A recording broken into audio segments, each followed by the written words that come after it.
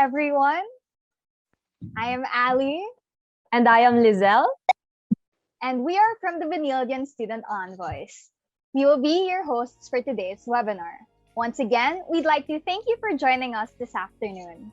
Lizelle? And we would also like to shout out our non-Benildians or our other university peeps that is with us here today. So let me just state your universities or school. So thank you so much, St. Teresa's College, LSGH, CEU, PLM, BSU, Carpe Diem SG, ADHD Society of the Philippines, and Hands in Inclusion. Thank you so much for joining us this afternoon.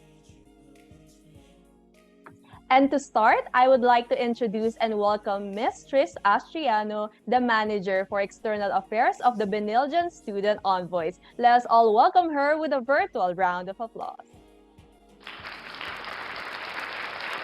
All right, good afternoon, everyone. It is my pleasure to welcome you all to the Gender Inclusion and Safe Spaces webinar. This event could not have been possible without the hard work and dedication of the team behind it, and that includes CIE, OVP, LMSL, BBB, and PSC. In celebration of Women's Month, among the many other events that aim to put the spotlight on women empowerment, discussion on inclusivity towards women and the LGBTQIA plus community. With the speakers we have for today, I am very excited to hear their ideas, not only regarded as mere topics, but advocacies that contribute to the welfare of the community. So hopefully, it's only the month that ends and not our fight for equal rights. Let's take this opportunity to combine efforts in manifesting the safe spaces as we dive deep into the different matters on gender sensitivity and inclusion. So without further ado, thank you once again for being here, and let's all have a great Thursday afternoon.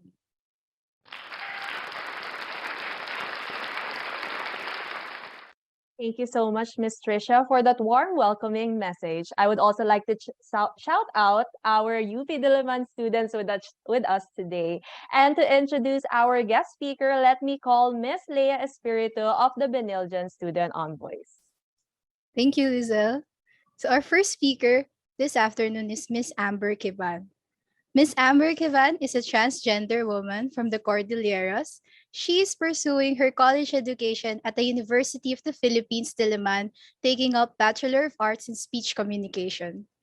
She has been in the advocacy for equal rights and non-discrimination based on one's SOCHI-SC since 2012 when she joined UP Babaylan, the premier student LGBTQ+ organization in the country, wherein she served as the secretary for the academic year 2013 to 2014 and internal affairs committee head for the academic year 2015 to 2016. In 2018, she assumed the position Director for Policy and Campaigns in the Philippine Anti-Discrimination Alliance of Youth Leaders, a national alliance of various youth organizations that advocate for equal rights and non-discrimination.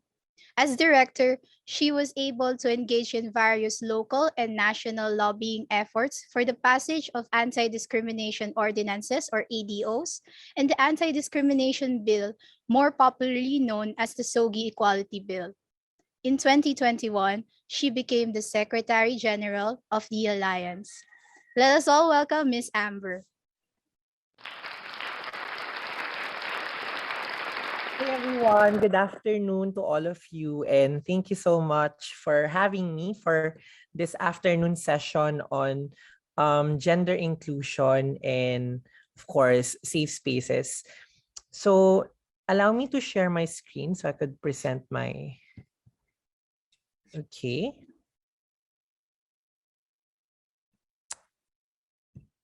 Is my screen visible to everyone? Yes po. Okay, so let's start. So my presentation is entitled Malayang Paglalayag, Gender Inclusion and Safe Spaces. So for this session, your expectation is for us to talk about what does gender inclusion mean, and maybe root out where the movement for inclusion and inclusivity started. At the same time, we also want to talk about some basic aspects of safe spaces. I wouldn't go too technical because I feel like the next speaker, who is a lawyer, could give us a bit more information about our 1131.3 or the Safe Spaces Act. But I could give you a little bit more information about the theoretical existence, why safe spaces are necessary, and why they are there in the very first place. So let's have an icebreaker. So Sincha ka. So let's get to know each other. So I would request everyone to use and utilize the chat platform here on Zoom. So to answer all of these things. So I want to know your names, your program. Pipili na lang ako kung sino yung yung i-read out ko. Your zodiac sign. Better if you know all of the three, your sun sign, your moon sign, and your rising sign. And then your favorite color. And then from 1 to 7, kumusta ang araw mo? How was your day? And finally, what for you is a safe space? Ano sa'yo ang safe space? Okay, because I want to gauge your appreciation of what a safe space is. So again, name, your program or your course, and then your zodiac sign, favorite color, 1 to 7, kumusta ang araw mo, and ano ang safe space para sa'yo, or ano sa'yo ang safe space. If better if we could type everything in one go so that it wouldn't flood the chat box.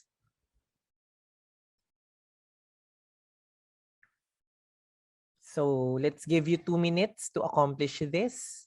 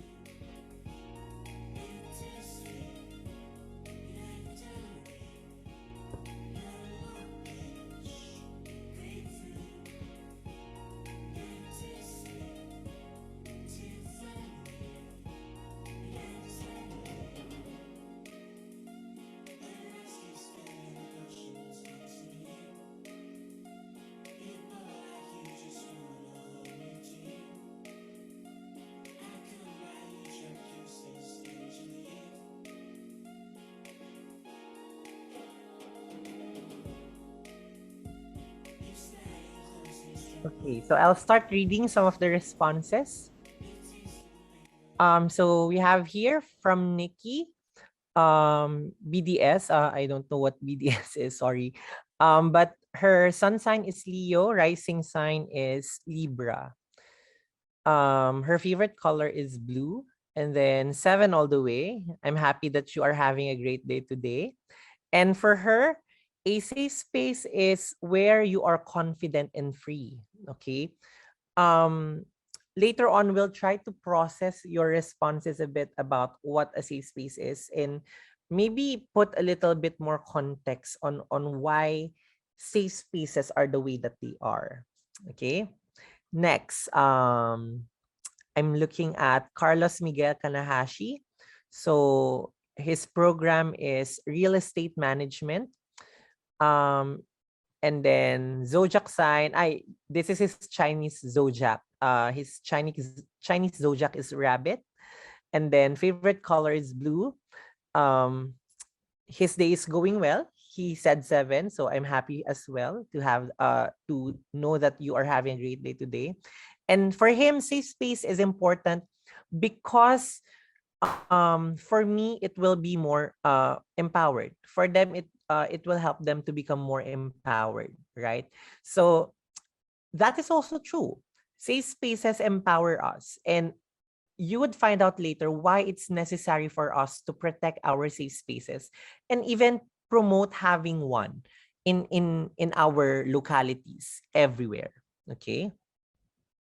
Next, let's have Trish. Okay, so Trish is ABMMA, so multimedia arts.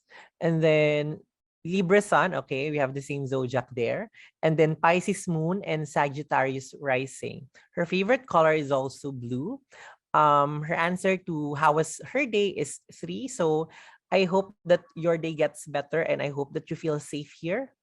And for her, safe space is where she can freely and truly express herself. Okay, so it's about expression.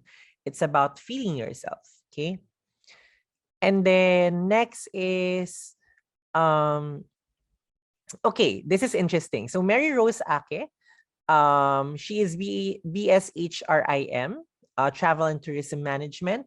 Her zodiac sign is Cancer. Favorite color is pink. And her day is 5. So I hope it gets better. And then for her, her safe space is through singing and dancing in a room to ease out her stress in school requirements. So it's very that a response to where or what to you a safe space is not an actual space, but rather an activity. And later on, you would find out that, spaces are not necessarily spaces. They can also be actions. They can also be ideas of solidarity. Okay?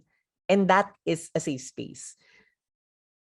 Okay, so last one that I would read out is,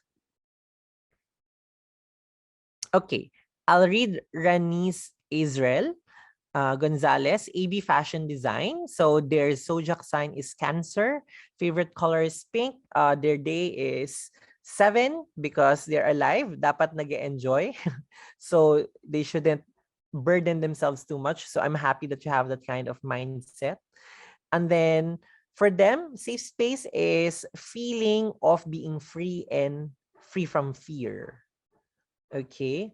So again, it's not necessarily a space. It's not necessarily a physical space or a place that they have answered, but rather it's the idea or it's the feeling of being free and being free from fear. Okay? So let's proceed. Um let's proceed with the presentation. So the first thing that I want us to understand is human rights. Okay.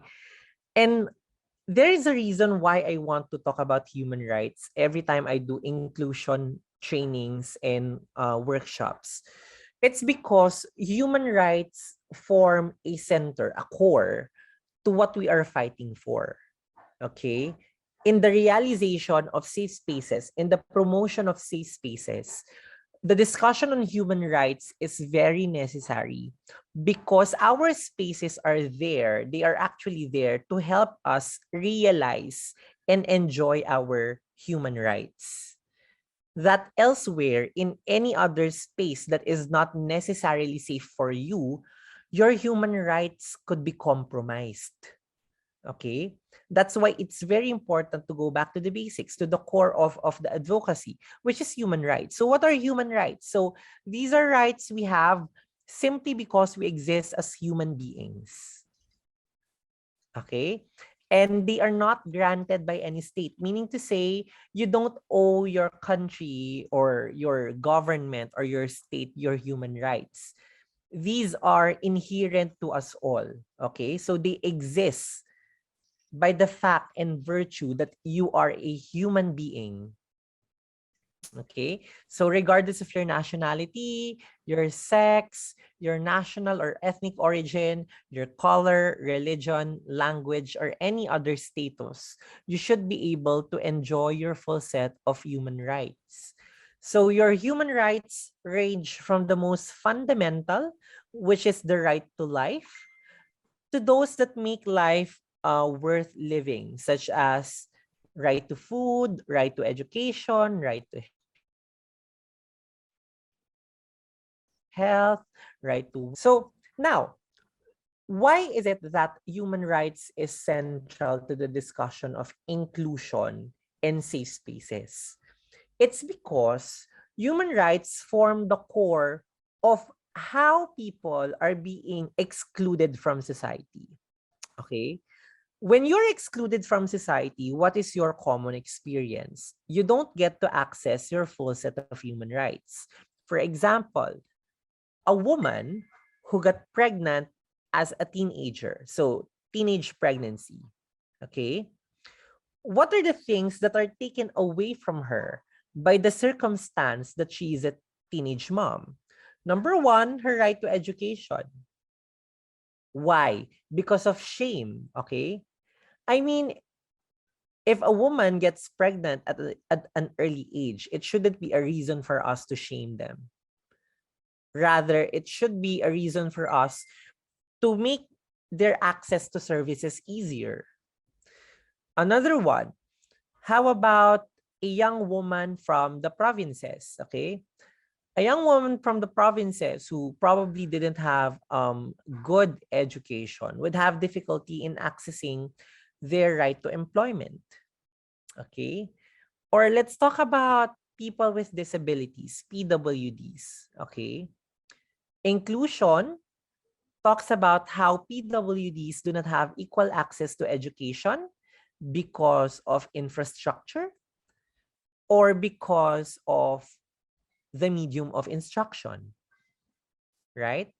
At the same time, they have difficulties accessing their right to work because of certain company policies.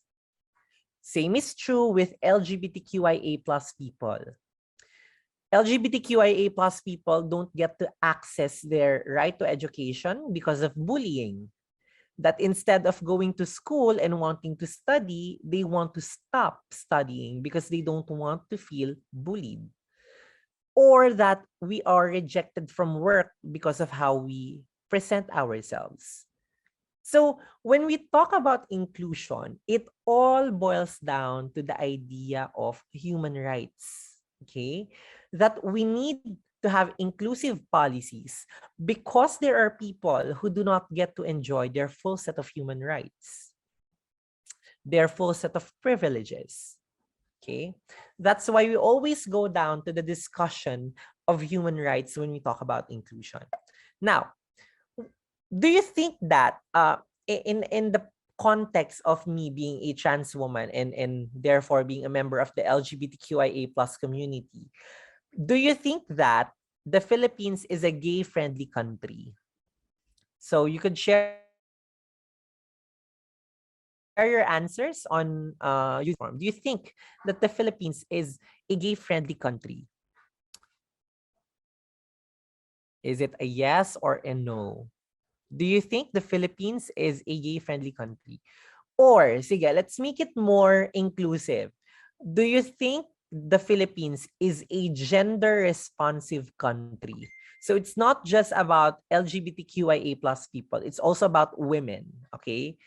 So do you think that the Philippines is a gender-responsive country?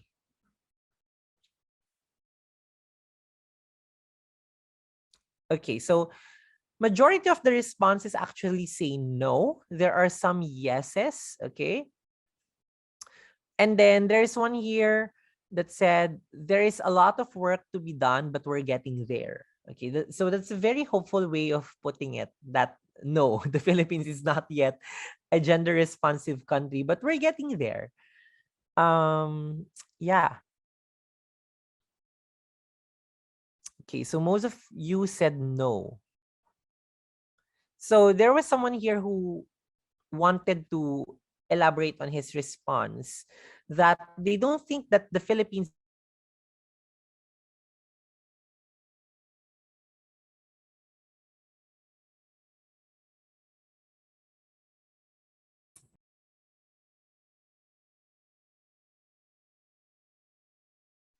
I think we are experiencing some technical difficulties on Miss Amber's end. Let us and that's wait for a few minutes.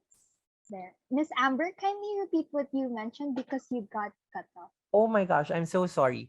Okay, so going back, so the last thing that I said, I think, was someone answered with some expansion that they don't think that the Philippines is a gender responsive country yet because male employees get higher salaries than females. And that's true, okay? Women and men actually work the same hours, same number of hours, and yet on average, male employees or men employees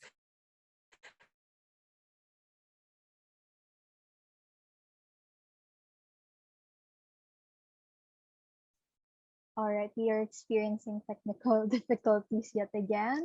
Yes, truly. Please be patient na lang po as Miss Amber delivers her talk. All right, we'll be on standby for a bit. about recognizing this. I assume na wala na naman ako. Yes, Sorry. Miss Amber. Okay, sorry. Ulitin ko lang. So, there is this common sentiment that while we are not yet there, like the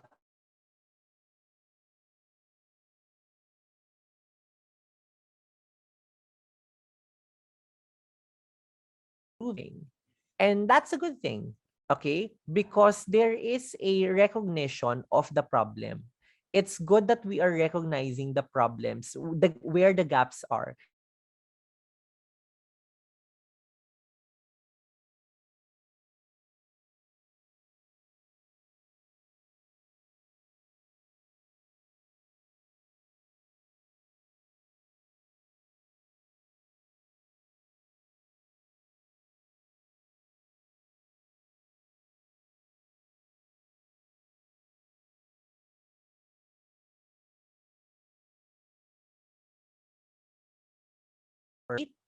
And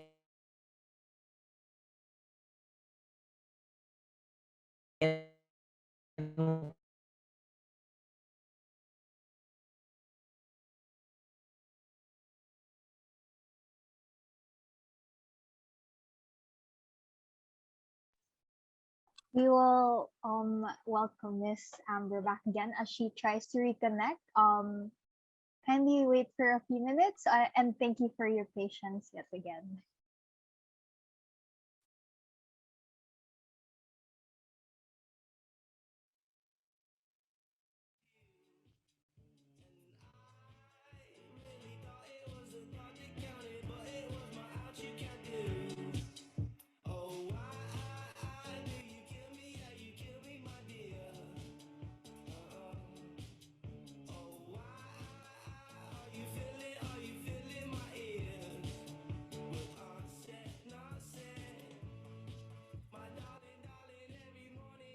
All right. so I'm back. Francis Sorry. there. Apologies for my spotty internet connection. Okay, so is my screen visible again? Okay. Yes, po. So, as I was saying, before I was rudely interrupted by my internet connection, it's good that we are evaluating the things that we are missing because it will help us with policy reforms. It will help us with crafting solutions to the problem. Okay. So now, I ask you the question, is the Philippines gay friendly? So according to a study, and maybe I would extend this a bit more. Again, apologies if I wasn't able to make the presentation a bit more comprehensive because this is very LGBT centric, but I'll try to do that along the way. According to some studies, the Philippines is a very gay friendly country. According to some studies, the Philippines is a very progressive country in terms of women in leadership. According to some studies, the Philippines is a very good place for PWDs. According to some studies, the Philippines is one of the happiest places to be in Asia. I think you have seen that article recently that talks about the Philippines being one of the happiest places in Asia.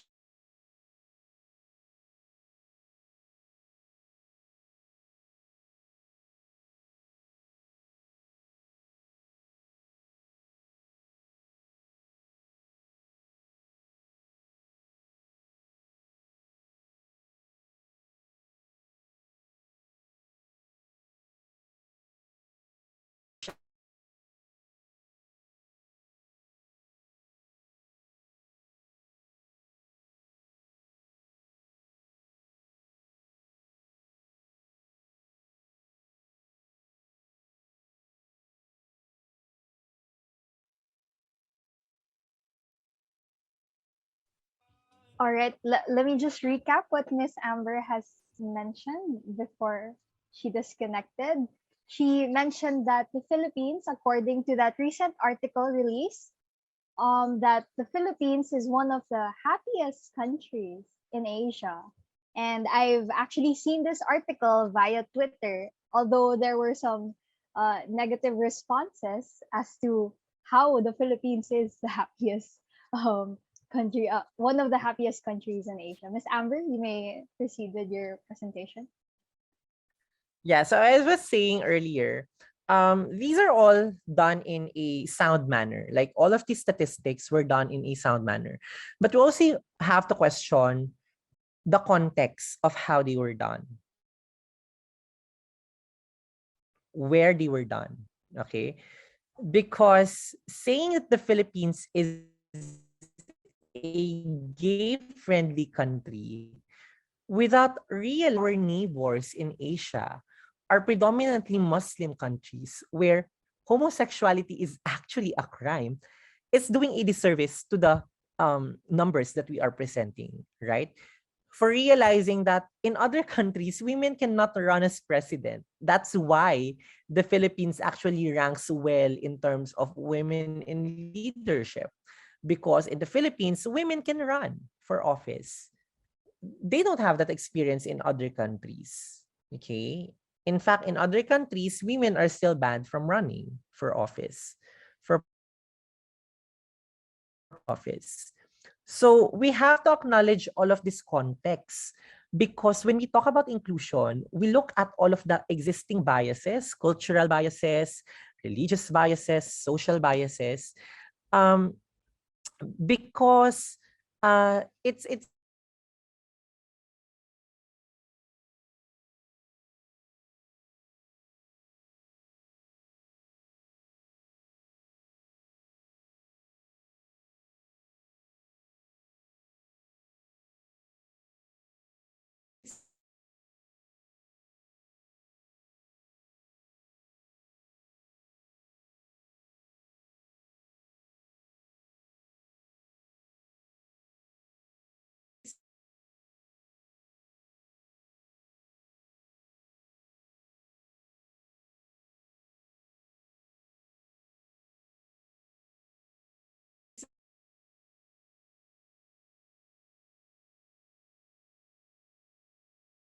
All right, so it looks like Miss Amber is experiencing some technical difficulties yet again. But as she was saying, the Philippines is really, what would you call this? Not that gender sensitive with regards to how they facilitate women and in that kind of sense. So all we know is that the internet connection in the Philippines is really slow. So let's give Miss Amber some time to reconnect and we'll be going back a little while. So sorry for the inconvenience and thank you so much for your patience. Thank you.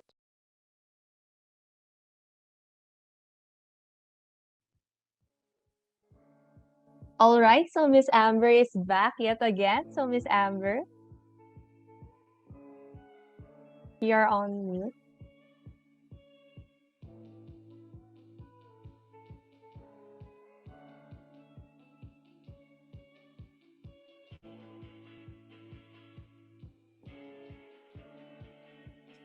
okay. So resume my presentation.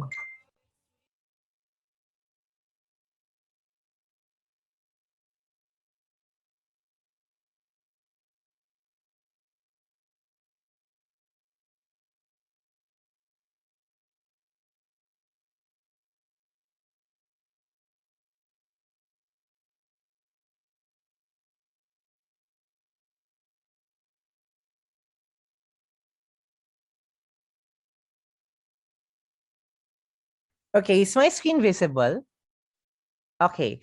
So now let's talk about how biases actually impact our social response to statements like the Philippines is not yet gay friendly or the Philippines is not yet welcoming of women or it's not yet an equal country for women.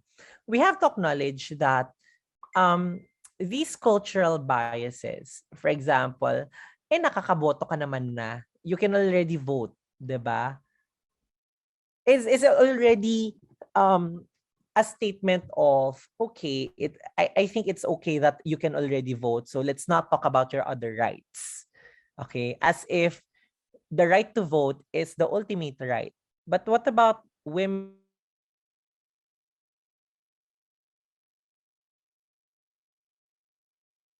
right to healthcare? What about women's right pay? Right? These are some things that we have to keep on asking. How does a woman compare to a man when it comes to accessing services? How does a man compare to a woman compare when accessing employment opportunities, educational opportunities here and abroad, right? So these are all just ideas around the concept of gender inclusion. Much more when we talk about um, LGBTQIA plus people, right? I mean, if there is already a disparity between a man and a woman accessing services and their rights, imagine how much more disparity there is when you compare a man to a queer person, to an LGBT person, right? So it's very necessary for us to look at these cultural biases, these social biases that necessarily talk about um, how our country tries to respond to such conditions. So what are the common responses of our country? Usually it creates new policies or it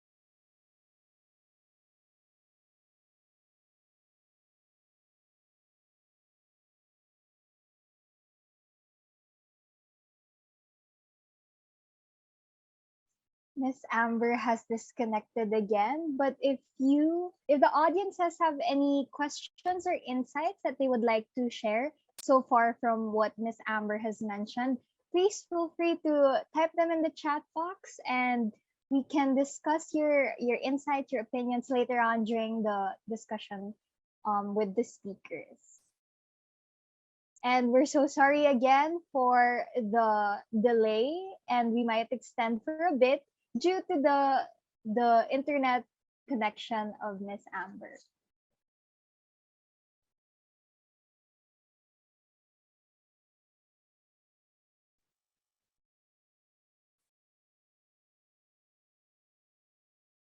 All right.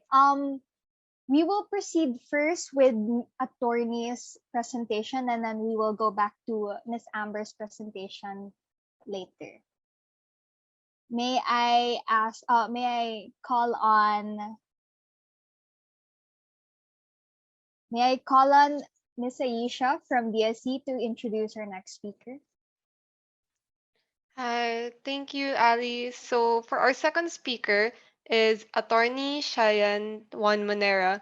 Attorney Shyanne T. Juan-Monera is a full-time faculty of the School of Diplomacy and Governance, teaching ASEAN Studies and International Conflict Management. She is a private law practitioner with an advocacy to promote the rights of women and children and gender equality, among others.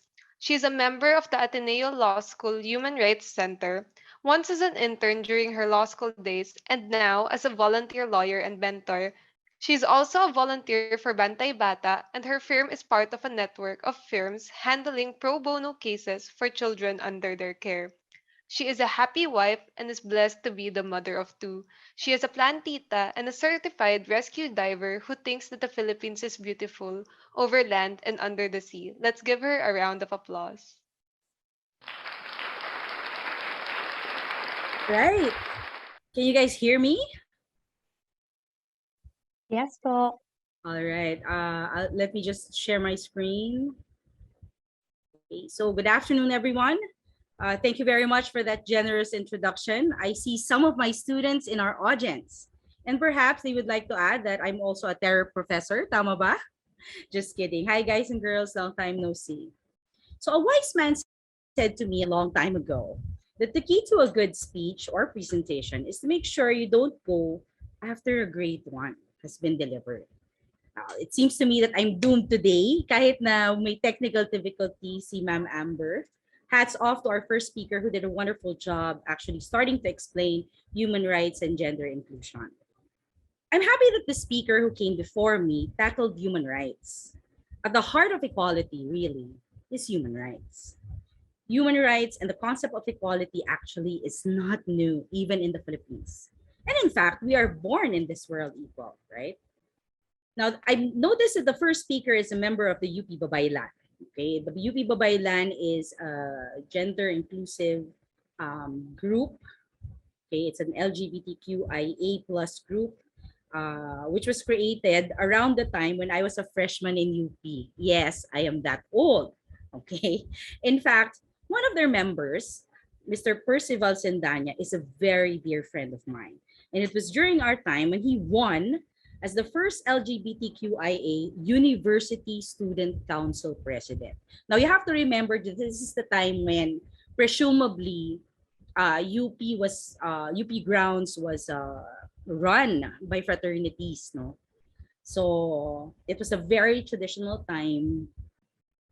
Yes, I am old, so it is a very traditional time during the time, but he won, right?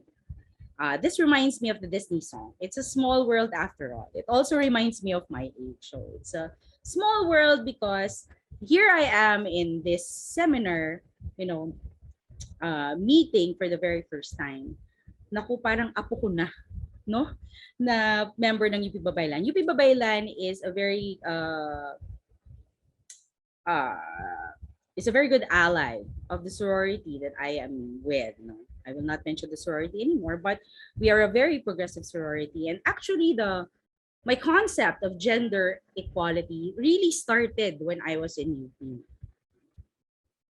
As early as the 1990s, the quest for gender equality is alive in our hearts. That's what Percy winning that University Student Council presidency meant, right? And as you heard earlier, yeah, we're not yet there, but together we can get there. So today I'm here to talk about three things. First, I was assigned to talk to you about the status of women inclusion in the Philippines. I was also tasked to talk to you. Sorry, is the screen okay? How to be more inclusive of women. Okay. I was also tasked to talk to you about how to create safe spaces for women, right? And really, all of these topics revolve around the acknowledgement that we all have human rights. Okay? It is inherent, it is universal. Now, notice how I use the word share. Okay, that I'm going to share with you today. For most part, the numbers, the statistics, or the situationers you will learn today come from studies and polls I have no authorship over, nor will I claim so. But it's good to know. Actually, na-mention na ni Miss Amber kanina some of the statistics, no? And it's good that she already reminded us that beyond the numbers, beyond the statistics, we have to understand what is the context. Because the context will tell you the meaning behind those numbers. Okay. So these figures and these facts are from the Philippine Center for Women, among other sources. As for number two, my discussion will stem from my own experience as an advocate of women's rights in my own small way as a private practitioner of law, a professor, a sister, a daughter, a mom, and a breastfeeding advocate. And as for number 3, well, it will just be based on the implementation of laws already existing in our country and my experiences as well. So let's begin. So kanina I heard, no, some of you said that a safe space is a place where you're free to do what you want, free to be what you want to be. But essentially, it's really about freedom. Okay? And freedom, whether it's of expression, of the press, what to do, what you want to do, what you don't want to do, is inherent in us. Okay? We, again, sabi nga ni Ms. Amber kanina, we don't owe it to anybody to be free. We are born free. We should, ideally, the world should give us no barriers, no glass ceilings. But in reality, okay, women and the LGBTQ+ community have been breaking actual barriers and shattering glass ceilings that were put in place by institutions that came before us. Okay? You'll be surprised to know that the Philippines remains the top country in Asia in terms of closing the gender gap.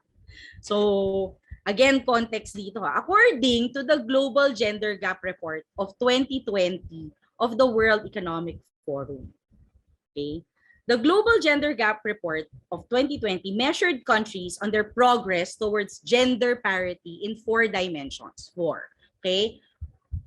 Economic participation and opportunity, educational attainment, health and survival, and political empowerment.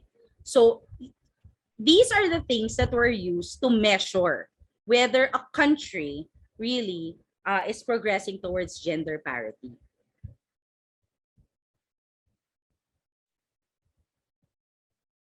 So the report shows that the Philippines has closed 78% of its overall gender gap, garnering a score of 0.781, or down by just 1.8 percentage points from 7.799 in 2019.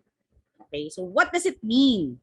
With this, it's ranked 16th out of 153 countries, with the narrowest gap between men and women dropping by 8 notches from its place the year before.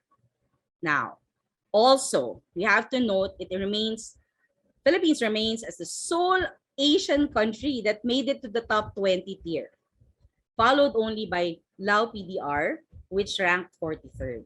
So if you look at the numbers, amazing! Wow! We are so progressive, right? When it comes to gender equality. Now, why do we measure? Before we go into the context, why do we measure? Why is it important to determine the gender gap? Let me explain. So if you look at your screens right now, you have a man and a woman, okay, with 2 ladders. Gender gap defines how equal the opportunities are available across all genders, ideally. Okay? The closer the gap, this means a specific country offers equal opportunities across all genders. So that is the assumption. Look at the figure again on your screen. Which between the two, you have to answer this, which between the two would have an easier time climbing the ladder? So heart if it's the man, or in your screen, or thumbs up if it's the woman.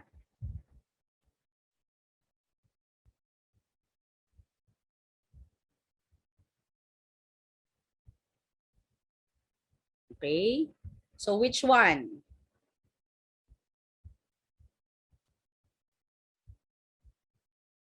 Okay, some of you have already stated heart, heart, heart, heart, heart, heart. Okay, heart. Yes, no? Why? Kasi the rungs are closer.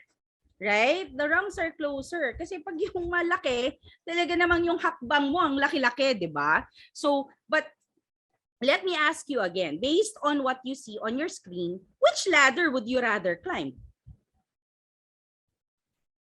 Heart, or thumbs up?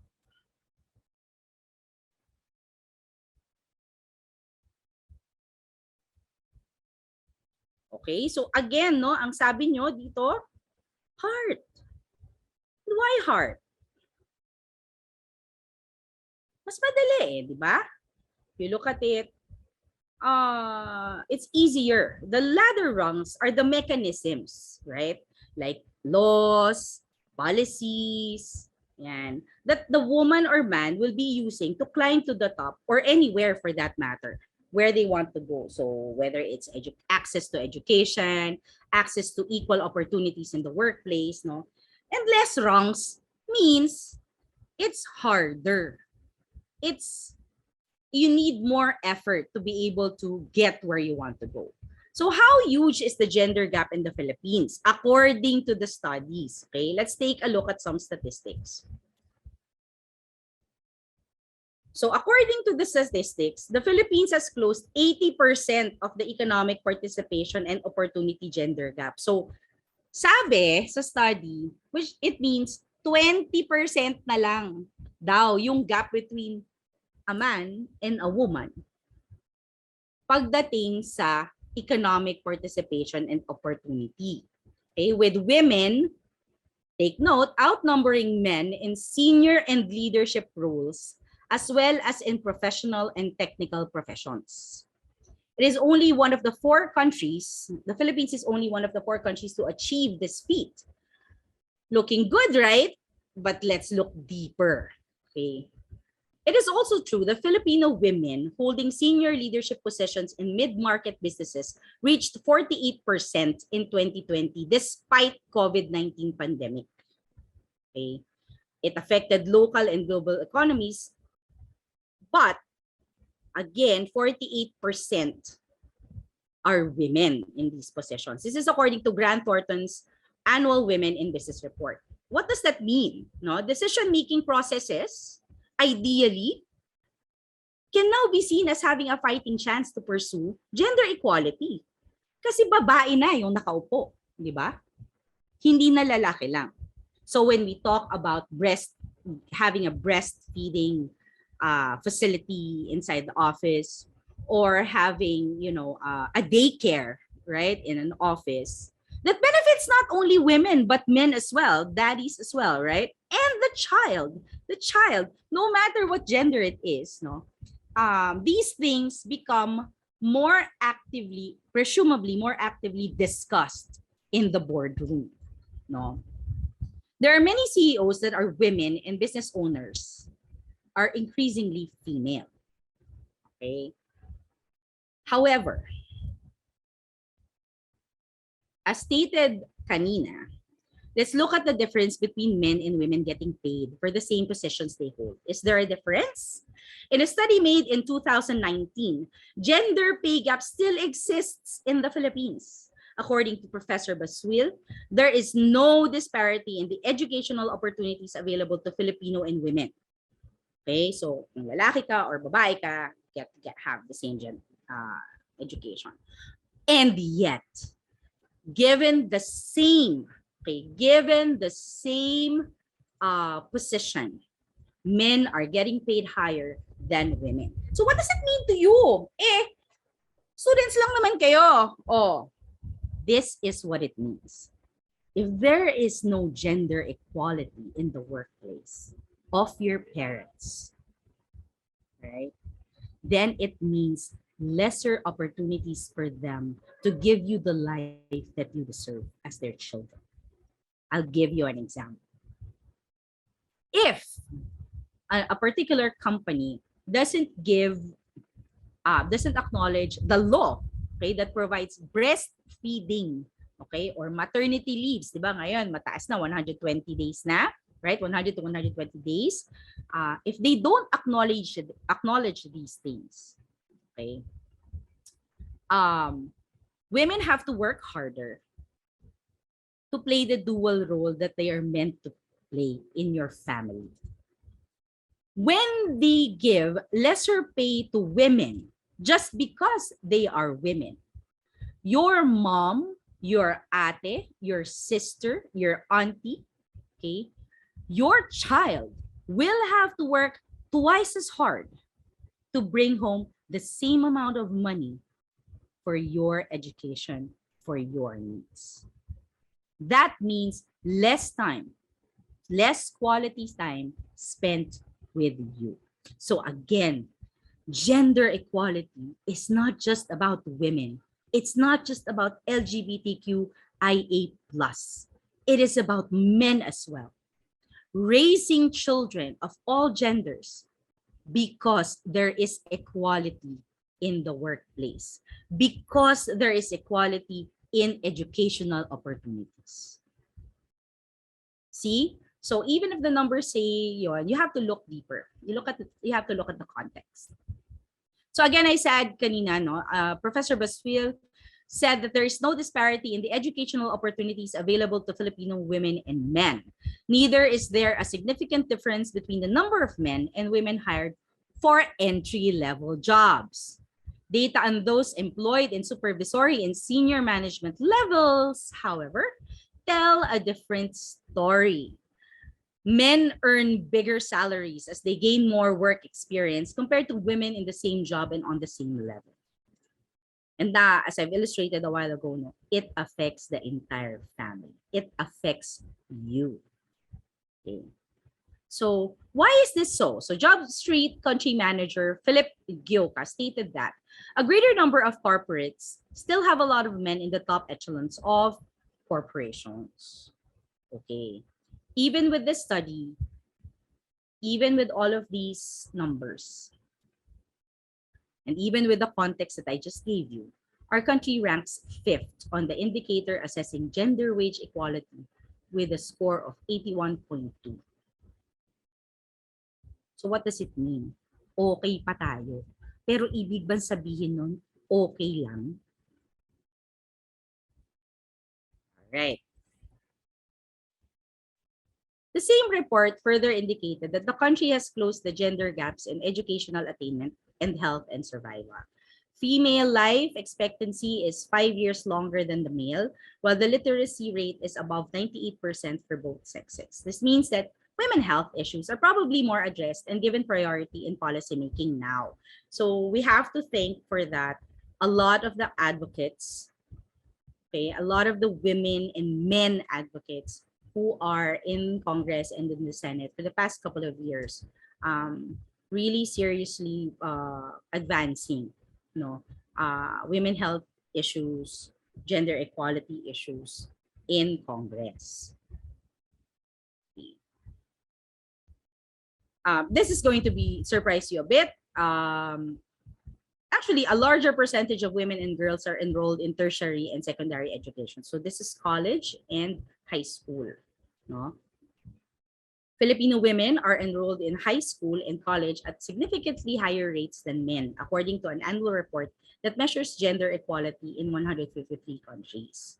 So the 2020 Global Gender Gap Report found that 71.3% of women are enrolled in secondary education and 40.4% in college, compared to only 60.2% and 40.4% respectively among men.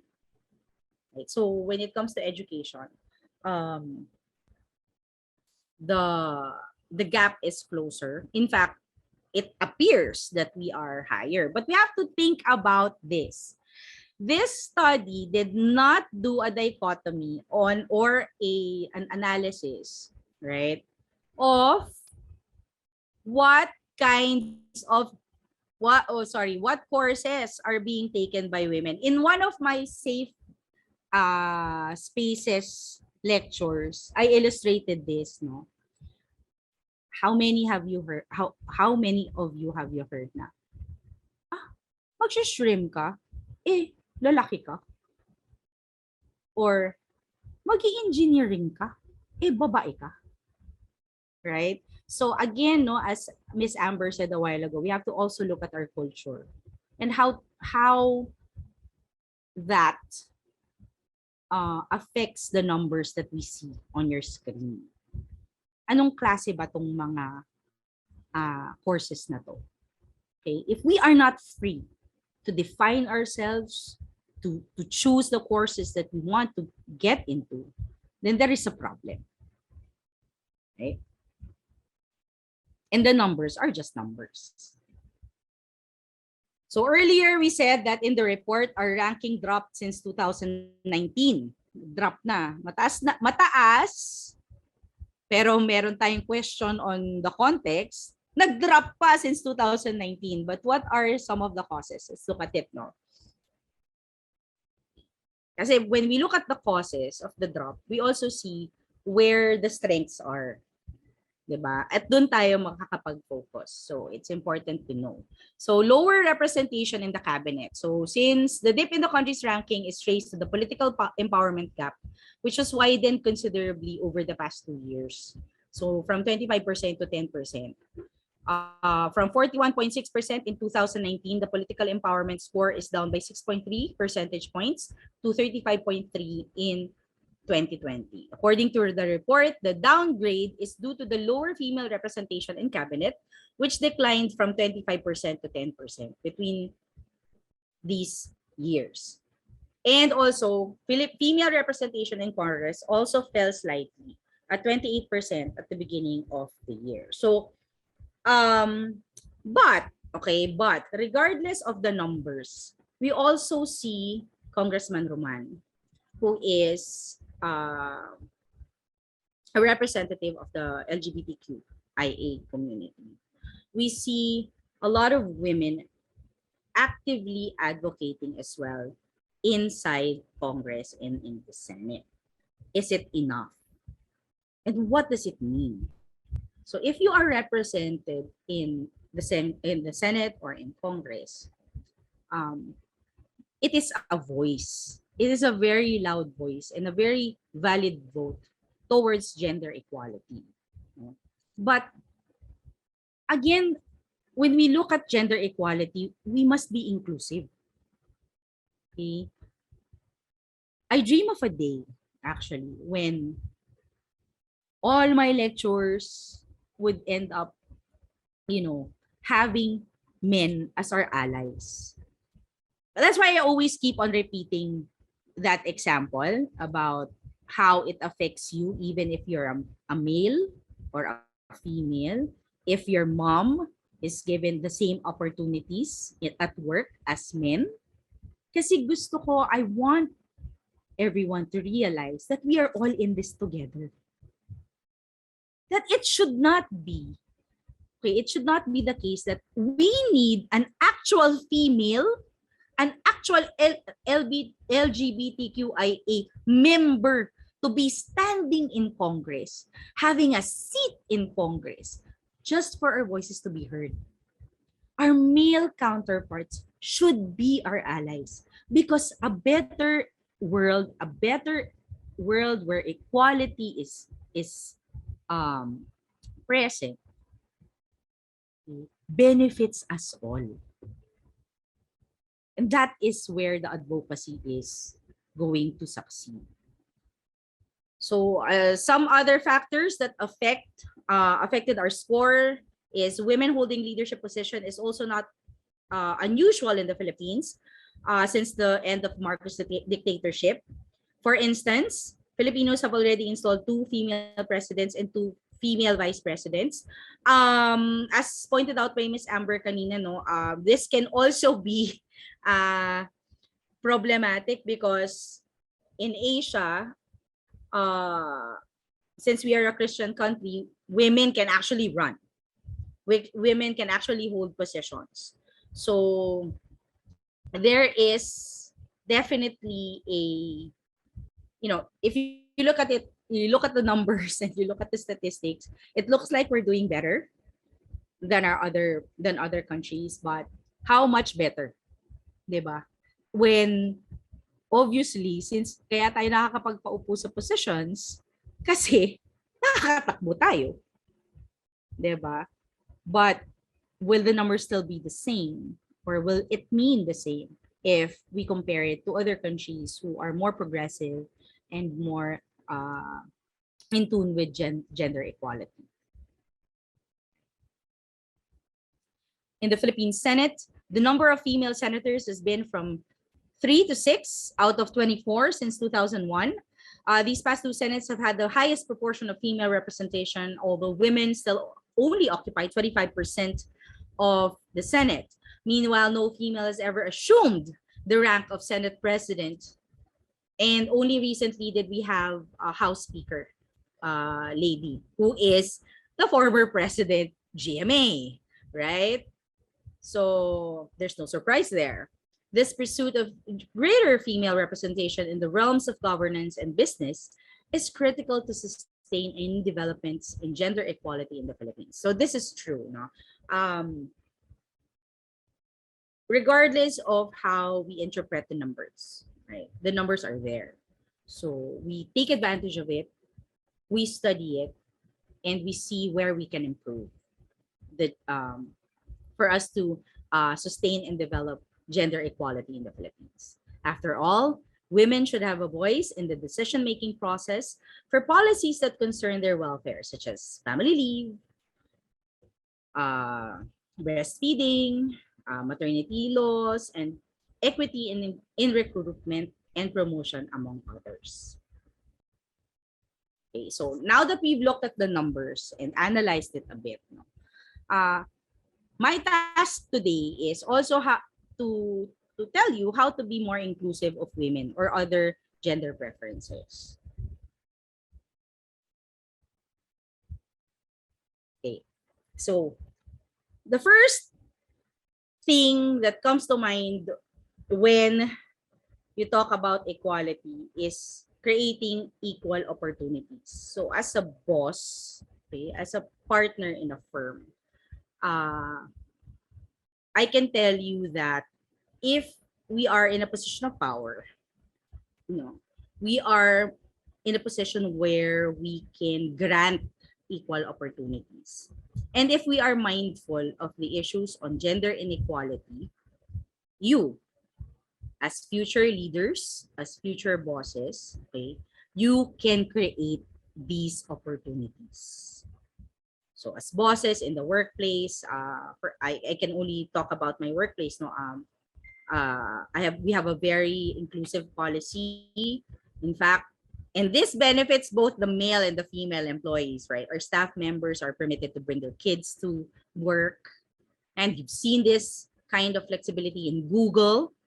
So kahit maliit lang yung firm namin, 'di ba? Kahit gaano ka small siya, it reflects, the some of the good policies of bigger firms like Google, and as employees or as students, you must demand equal treatment and implementation of laws on gender equality. So as mentioned also a while ago by Miss Amber, we do have the Safe Spaces Act, and I love this law, yung Safe Spaces Act class.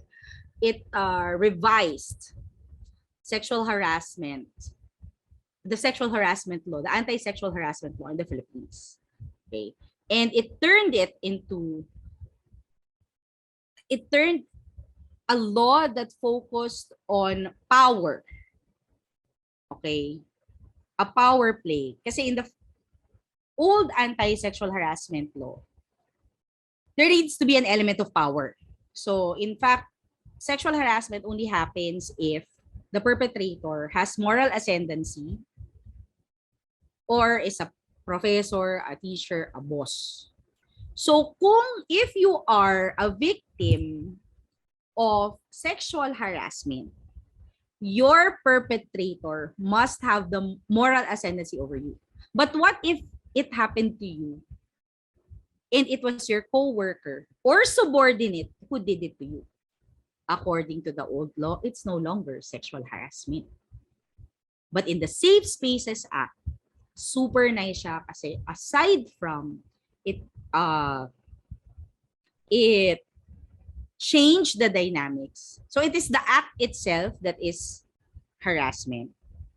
Diba? Let me ask you, can sexual harassment happen between classmates? Thumbs up if yes.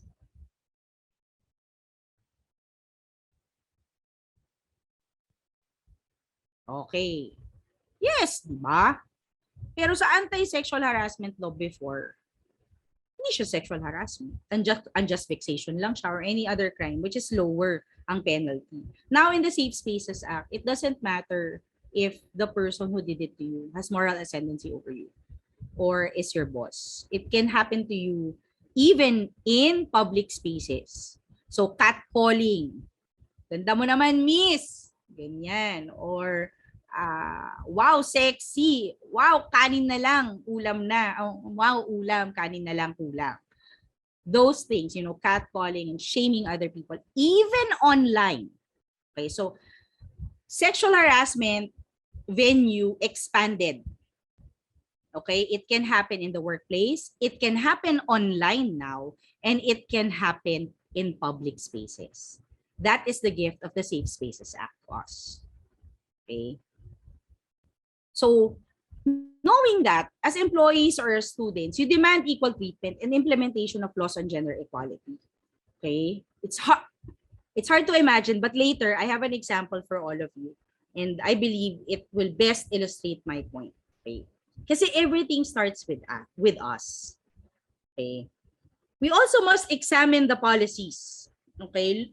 Be active. So I know that in our student handbook, the student handbook revision, okay, student leaders are there, di ba, represented. So be active, examine the policies, take it as an opportunity for you to implement gender equality and demand for it. Okay, join in the crafting of the policies. Okay, be active. As voters, support candidates who have positive stance on gender equality issues.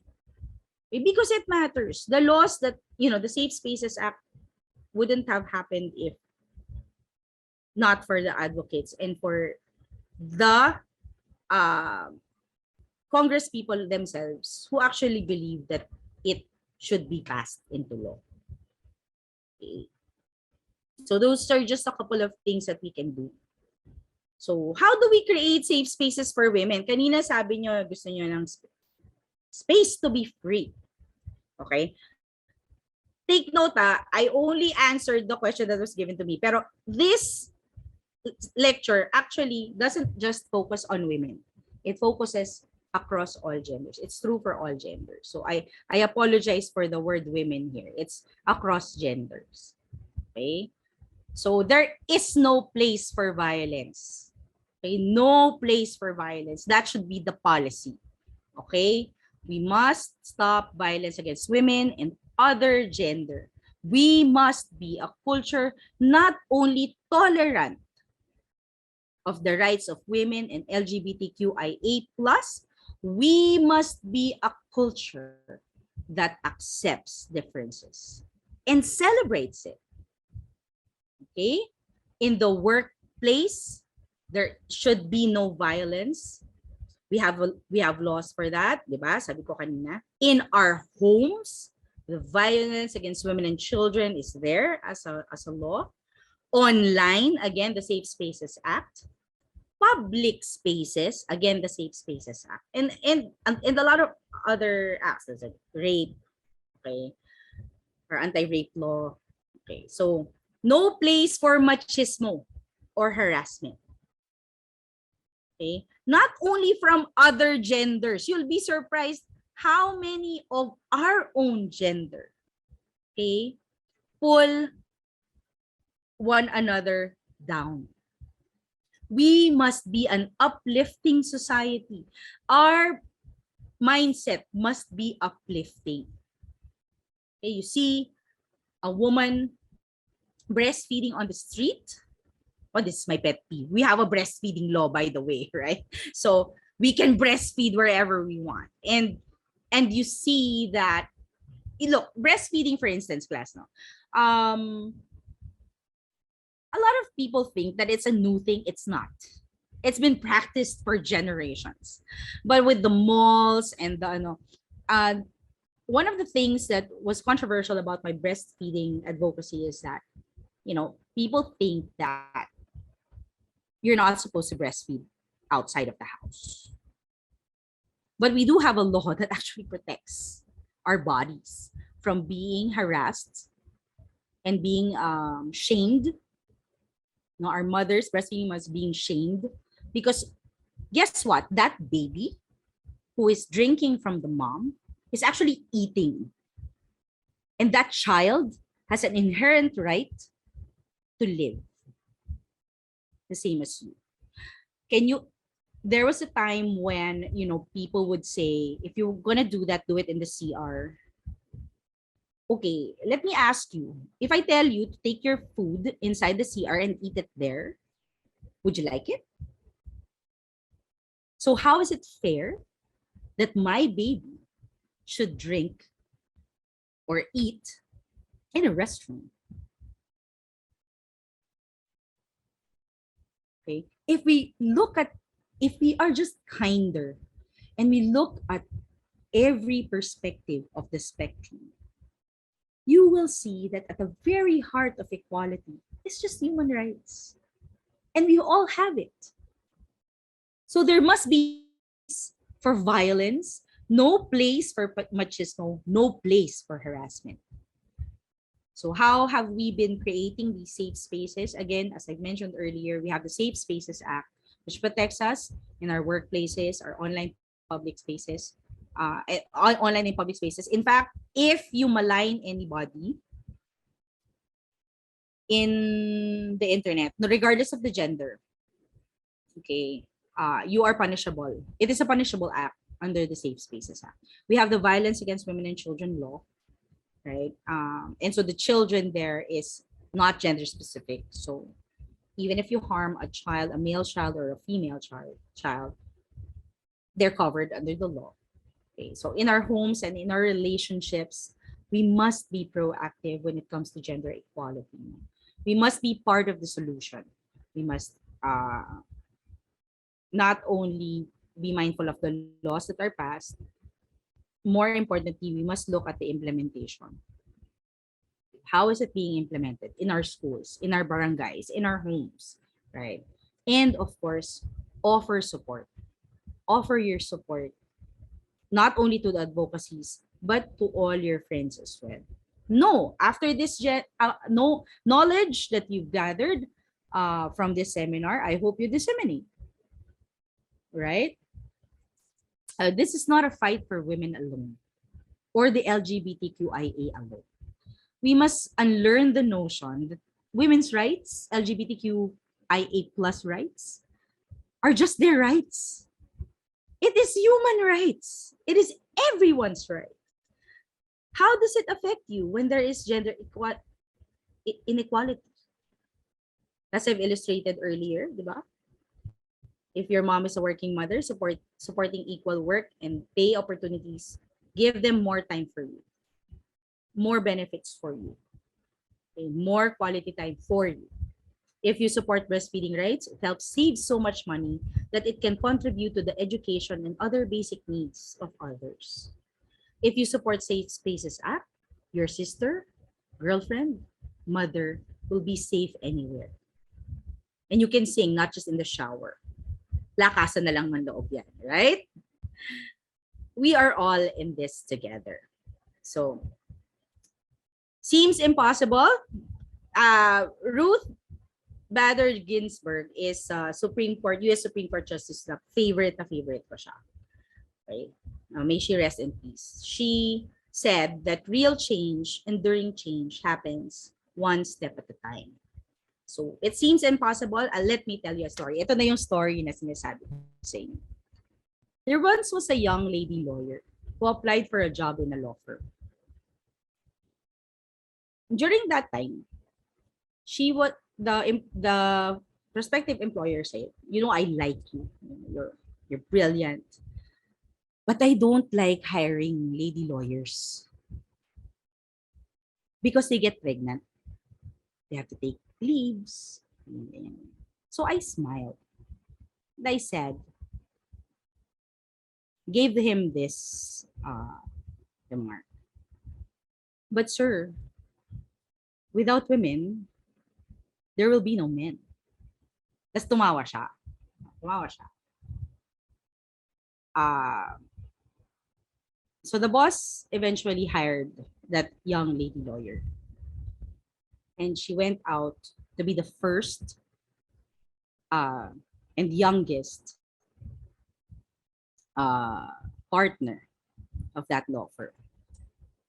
And now, as the boss, she can call the shots, can provide gender equality and gender opportunity. And that boss, who is now the partner of the lady lawyer, is now more open, less macho, less machismo in the workplace. Okay, there is a better, and you feel the environment, you feel that the environment has changed over the years. In fact, that firm represented a very famous sexual harassment case. That, ladies and gentlemen, that lady lawyer was me. So it starts with you, right? It starts with all of us. Real change, enduring change happens one step at a time. That was, oh my gosh, I think 13, 14 years ago, 15 years ago. But I'm glad to say that our firm is representative of several women, children, LGBTQIA plus clients in their quest for gender equality. Thank you very much for having me today. I am always happy to share with you my experiences and knowledge. And I hope that you learned today about gender equality, not only in the workplace, not only in our schools, but in our hearts. Thank you very much for your time.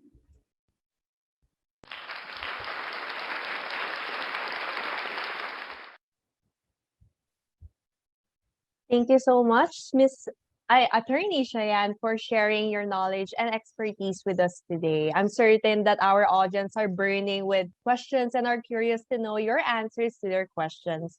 But before we do proceed to the discussion with the audiences, I would like to call on Miss Amber once again, if you may start your presentation. So I think it's been a very comprehensive discussion by Attorney Shyanne and her discussion with regards to how it's not just a fight for women, but a fight for all of us. Am I right, Ms. Shyanne?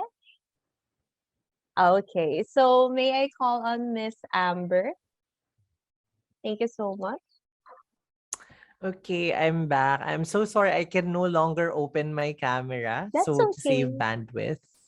Sure. So, yeah.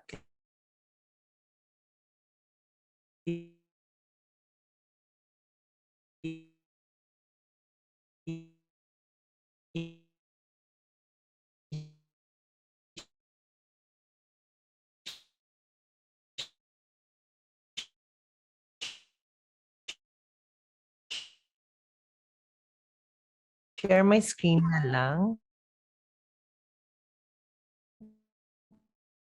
Yes, your presentation is being shared at the moment. Thank you.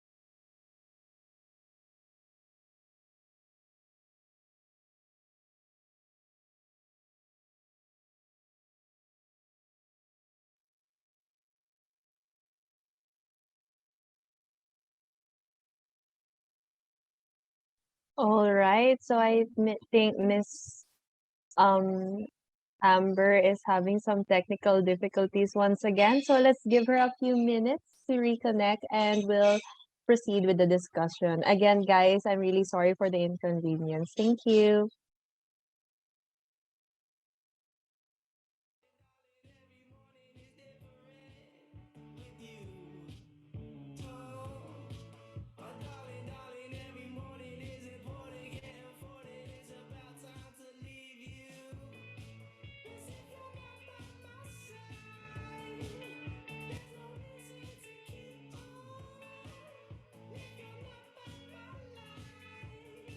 Okay, hi everyone. So I'm back. Yeah.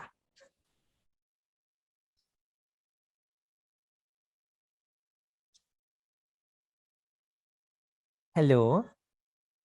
Hi, Miss Amber. Yes, you may proceed with your discussion. Ayan, am I audible? Yes po.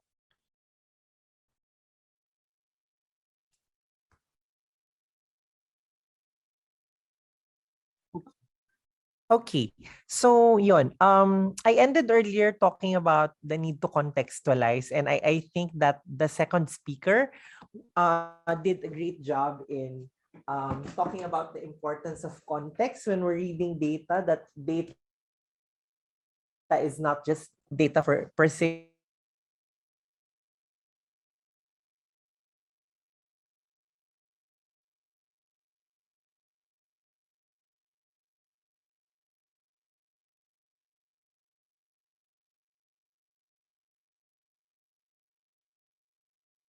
no, that, but it needs to have some under because in data science.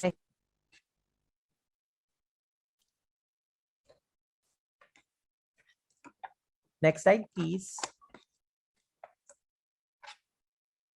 Okay, so let's talk about the LGBT in numbers. When we mean the LGBT in numbers, we talk about the situation, no? And again, I want you to understand why these numbers exist in the very first place. So first and foremost, we have 26. 26 stands for the average of anti-gay slurs that a gay student or an LGBT student hear on an average each day. At the same time, we also have 26% of LGBT youth are told to leave home. No. Next slide, please. So three times LGBTQ individuals are almost three times more likely than others to experience mental health conditions such as major depression or generalized anxiety disorder. So the fear of coming out and being discriminated against for their sexual orientation and gender identities can lead to depression, post-traumatic stress disorder, thoughts of suicide, and substance abuse. Okay? So kahit pala yung pagiging out or pag-come out ng isang tao can affect the mental well-being of that person. And the next, of course, we have 30% of all suicides are LGBT and 43% of trans-identified persons attempt suicide. Now, why am I telling you all of these numbers? So, ano bang relevance nito? The reason is that these numbers talk about exclusion. They talk about systemic oppression and the lack of safe spaces. I mean, why would an LGBT person worry about the outcome of coming out if our spaces were actually safe? Why would a trans person attempt to take their own life if our society was inclusive in the first place? Right? So these stories tell us the narrative of discrimination. Next slide, please. So basically, these numbers speak the same struggles and they share the same stories. Next slide. So what is the problem? The problem is discrimination. And exclusion is a form of discrimination. Okay? Excluding other people is a form of discrimination. Taking people away from their safe spaces is a form of discrimination.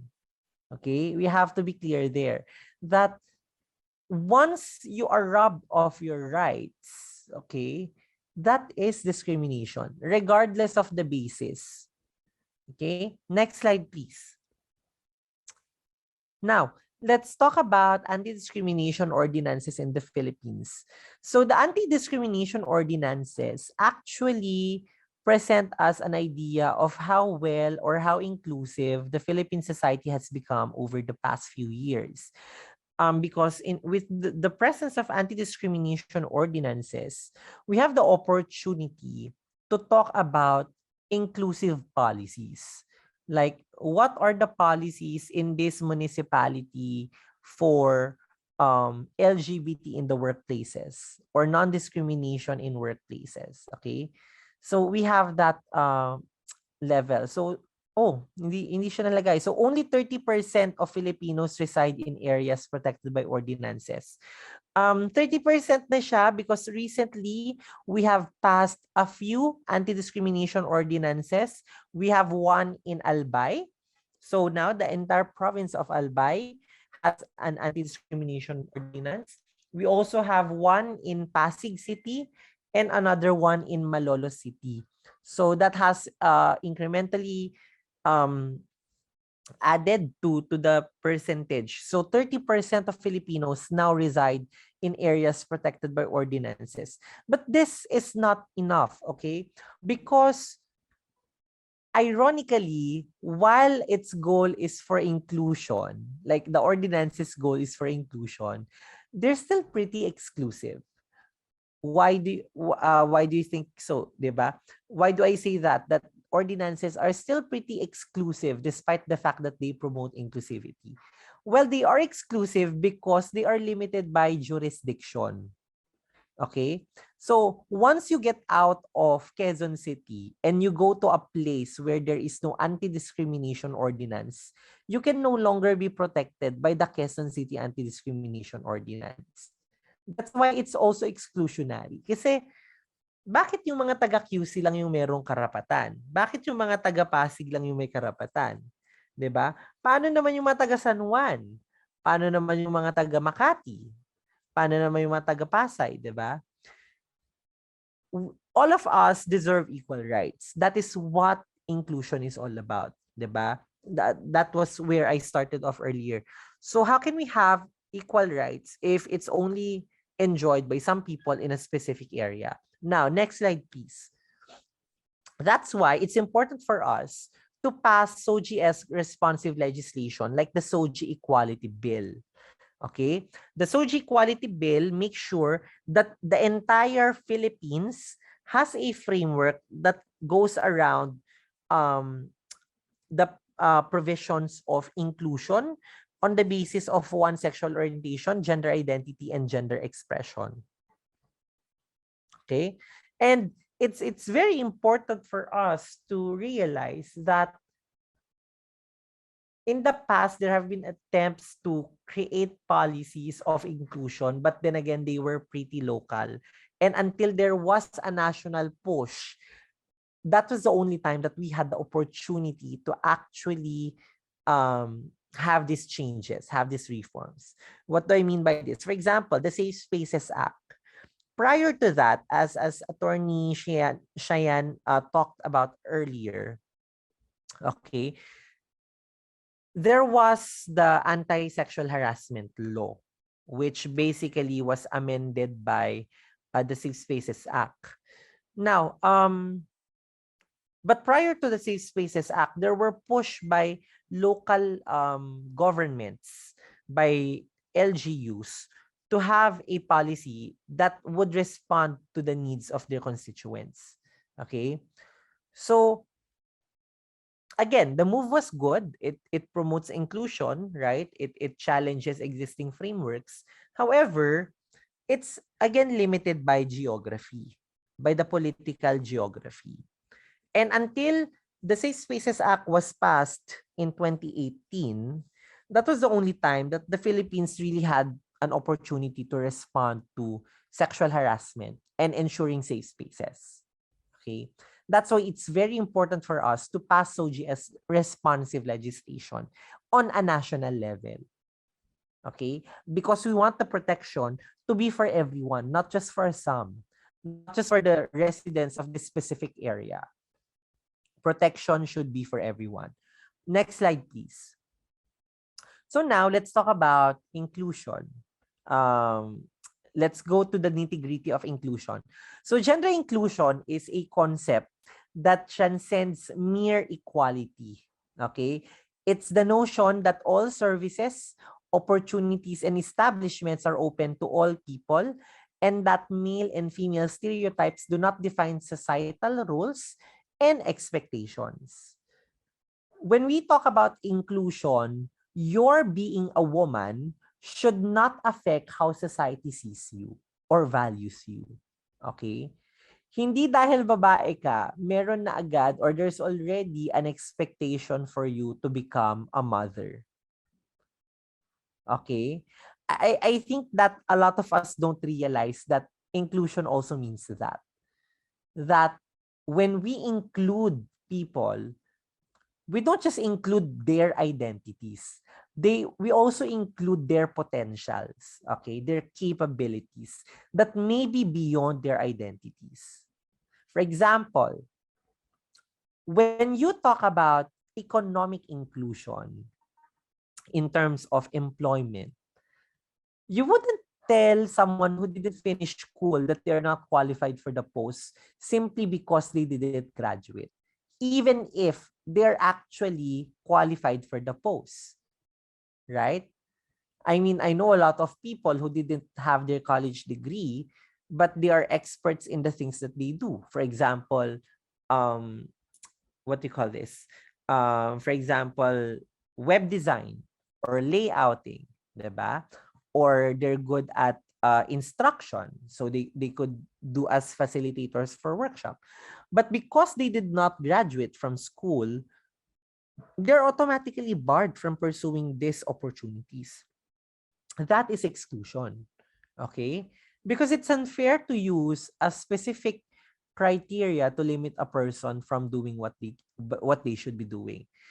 Going back to gender inclusion, this is the reason why you don't see a lot of female engineers or women engineers, okay? Which is why there is a push to really highlight and emphasize on the career choices and opportunities for women in STEM or in science, technology, engineering, and mathematics. It's because we rarely see them in that field, okay? You also rarely see a doctor who is a transgender person, a trans man or a trans woman lawyer, right? And these are because, again, we go back to how the stereotypes on identities define our societal roles. And that shouldn't be the case. Even if you are a trans woman, you can be a lawyer. Okay? You shouldn't be limited to becoming a hairstylist, a hairdresser. Okay? Not that there's anything bad with being a hairdresser, but in my experience, talking to various LGBT people, they always share to us that while they are fine with their current job as a hairdresser or um, someone who do your nails, they're not contented with it because they know that they could do something more. And yet it just so happened that, current structures are not allowing them to do so. Okay? So that's inclusion. Next slide, please.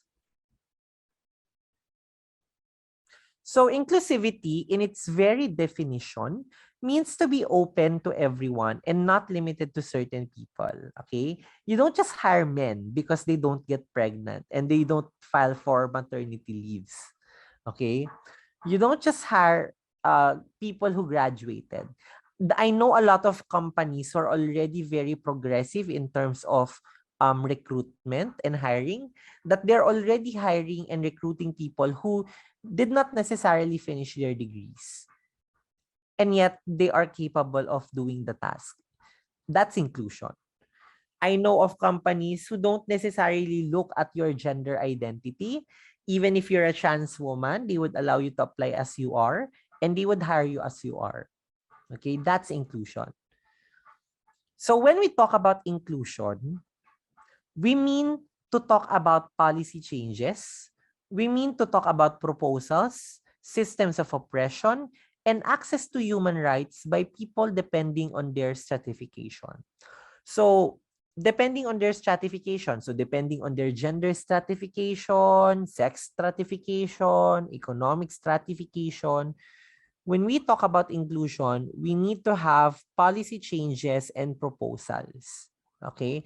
Which is why it's good for us as students to be part of these kinds of discussions on inclusion. Because you should also be able to evaluate whether your school has inclusive policies. Diba? Does your school allow transgender people to wear uniforms that fit their gender identity? Does your school allow women students to become leaders in organizations? Okay. Does your school allow freedom of expression in terms of gender expression? Okay. So there are many layers to what inclusion is. Let's take it out of the context of the school and go local, 'di ba? Does your barangay allow LGBT people to take leadership roles? Does your barangay protect women from harassment and abuse? Okay? These are all questions revolving around inclusion. And again, they are answerable when we look into policies, policy proposals, systems of oppression, and access to human rights. Okay? Next slide, please. Now, I want to talk about safe spaces. What are safe spaces? Basically, safe spaces are spaces where people can freely express their ideas, identities, and beliefs without fear of harassment or intimidation. These spaces provide openness and acceptance. Okay. Sometimes safe spaces are not necessarily physical spaces, not even online spaces. Sometimes safe spaces are activities like what you do where you could feel that you are free. Okay? This could be people. Okay? Your safe space is in the company of specific people, like regardless of the location. Your safe space is in the company of this certain group of people. Okay? Sometimes safe spaces is an idea. Okay? It's how you feel empowered. But in the interest of the law, safe spaces is very what do you call this? It's laid down in the IRR, in the implementing rules and regulation, no? That there should be safe spaces in public spaces, safe spaces in privately owned establishments, safe spaces in online spaces, okay? So the law is very technical on that aspect. But as a development worker, we see safe spaces not as something that's limited to physical spaces. It should transcend that. Okay? So all spaces ideally should be safe spaces. The problem is people are not yet open to the idea of safe spaces as they feel it is an attack to their freedom of expression. Okay. Maybe your question to me is, how does a safe space allow people to freely express their ideas, identities, and beliefs without fear of harassment or intimidation?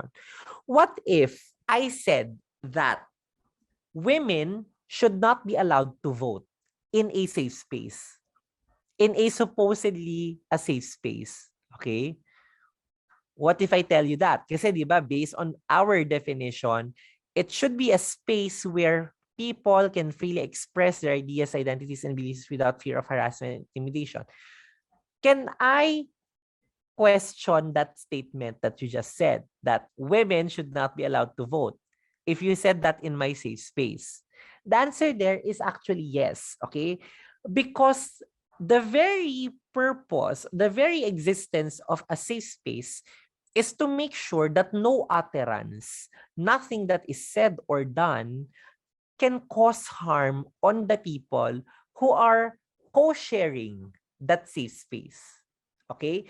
What do I mean by this? So the moment you say in that space that women should not be allowed to vote, you're already targeting women. Okay? You're already targeting a specific sector and you're already making them unsafe. Okay? That's why I can call out that idea that you just said. You cannot freely express that idea. When you say that trans women are not women, you're already attacking trans women. When you say that gay people are sexual beings, you're already attacking gay men. And we should not allow that. We should not allow these things to be said in a safe space. Because again, the primary intention of a safe space um, is to make sure that the people who are co-sharing that space are protected. Now, what will you do if they tell you na, oh, you just respect my opinion, okay, on the matter? Just respect my opinion that I believe that trans women are not women, that I believe that women should not be able to vote and work. Okay? What do? Basically, the response there is that your opinion is not the truth. It's not a fact. And for as long as it is not the fact, I can always question it. I can always challenge it. Okay? Kasi it's dangerous to normalize the response of you have to respect my opinion, because your opinion is not just a mere opinion when it endangers the lives of other people. Always remember that. Your opinion is not just an opinion when it starts to endanger the lives of other people. And by you saying that women should not be allowed to vote or work, you are endangering the lives of women. If you say that trans women are not women, you are endangering the lives of trans women. So, in order for us to protect our safe spaces, we have to be proactive. Okay? And these safe spaces promote inclusion. Okay? These promote inclusion. But alongside with inclusion and safe spaces, I think a lot of times people overlook on this. Inclusion and the promotion of safe spaces actually entail us to educate people, to continuously educate and engage people. It's not enough for us to say that, we need to have safe spaces. We need to have inclusion policies. We need to continuously educate ourselves. What does it mean when we include people? And to unravel the facts, to unravel the realities behind these statements. Kasi it will be unfair for us to continuously talk about inclusion and safe spaces without recognizing the existing systems that are already in place that prohibit people from enjoying their safe spaces, that prohibit people from enjoying their human rights. Okay? So, it's always necessary for us to talk about education and how do we educate people. You need to continuously educate people for them to understand and appreciate what inclusion is, for them to understand and appreciate what safe spaces are. Now, what are the benefits of inclusion? Okay. The benefits of inclusion are, I could categorize this into two broad ideas. The idea of economic, okay, and social benefits.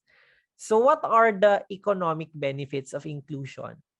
Imagine if every one of us has access to work that we actually want to do, work that we're actually good at, right? Then all of us will be productive. All of us will contribute massively to the economy. Okay? All of us will be paid well. Kasi even the discussion on equal pays is a discussion on inclusion. How inclusive are our wages? All right? Why do we have provincial wages and city wages? 'Di ba? That's not inclusion. The mere fact that you have city wages and provincial wages, that's not inclusion. So that's one benefit of inclusion, economic benefit. Another benefit of inclusion is social benefit. When you include people, they participate in governance more. Okay? When you include people, they tend to voice out their opinions, their political choices more. They participate in democratic processes more. They tend to vote. Okay? As someone who's working with the elections, it is with my observation that people don't want to vote because they feel like, what's voting gonna do for me? Because they're not included in the conversation. Okay? They're not included in government policies. They're not included in existing policies. Okay? Why would a trans woman vote? Would it change her fate? Exactly, because they don't feel that way. So we have to make them feel that way, right? So when we include people, we actually invite them to join political processes, to join democratic processes. And that has a positive net effect to our society as a whole. Because when we have people who are involved, instead of being passively detached to the realities of life, they become more opinionated, and again they become more committed to participating in what's happening around them, be it economic or social activities. Okay, so next slide please. So let's talk about final thoughts. Next slide. Okay, so number one, inclusion is a matter of access to our basic human rights. Okay, this is the reason why I always start my discussions on gender sensitivity, gender inclusion in the context of human rights, because it's a matter of accessing our human rights.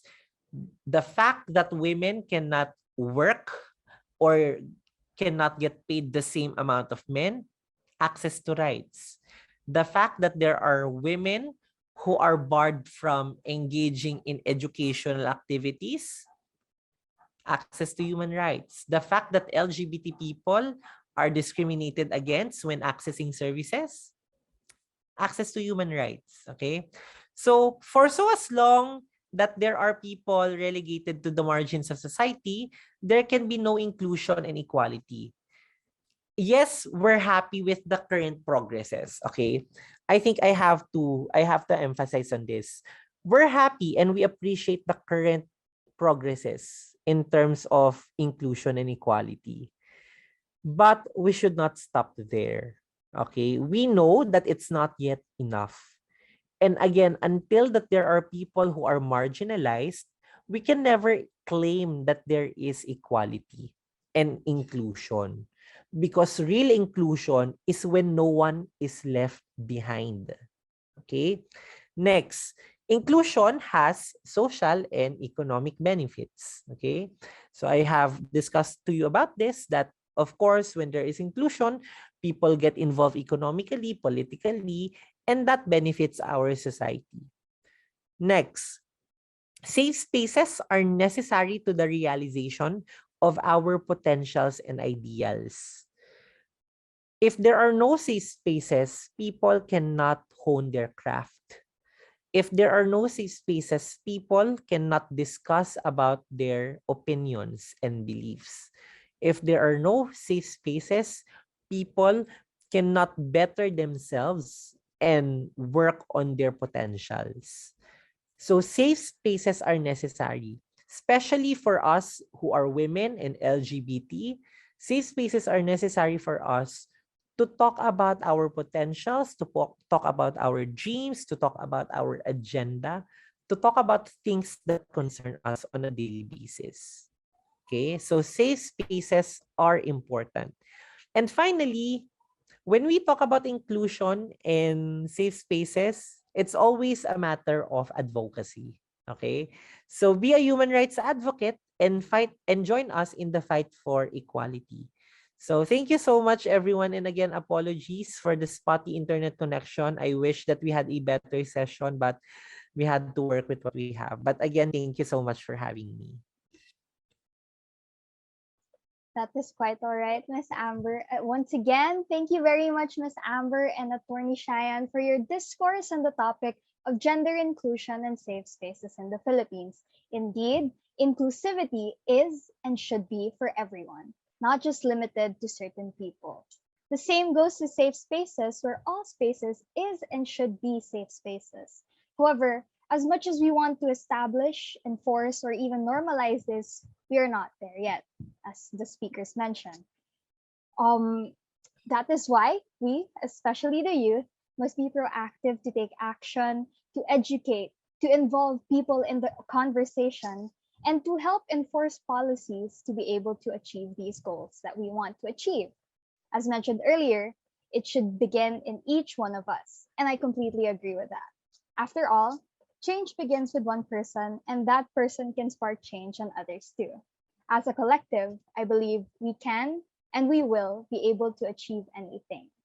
All right, that's just my thoughts on the talk. I'm certain our audiences are burning with questions and are curious to know what our speakers are gonna answer to their questions. Now, let me invite our facilitator, Mr. Jeremiah Adriano, Inclusion Advocacy Unit Head of the Center for Inclusive Education, together with our guest speakers, Ms. Amber and Attorney Cheyenne. Thank you. Thank you dun sa introduction. And thank you, Miss Amber and Attorney Shyanne for sharing your thoughts and expertise. No? So very quick lang, medyo gahol tayo sa oras, pero very quickly lang. I have this question for the both of you. No?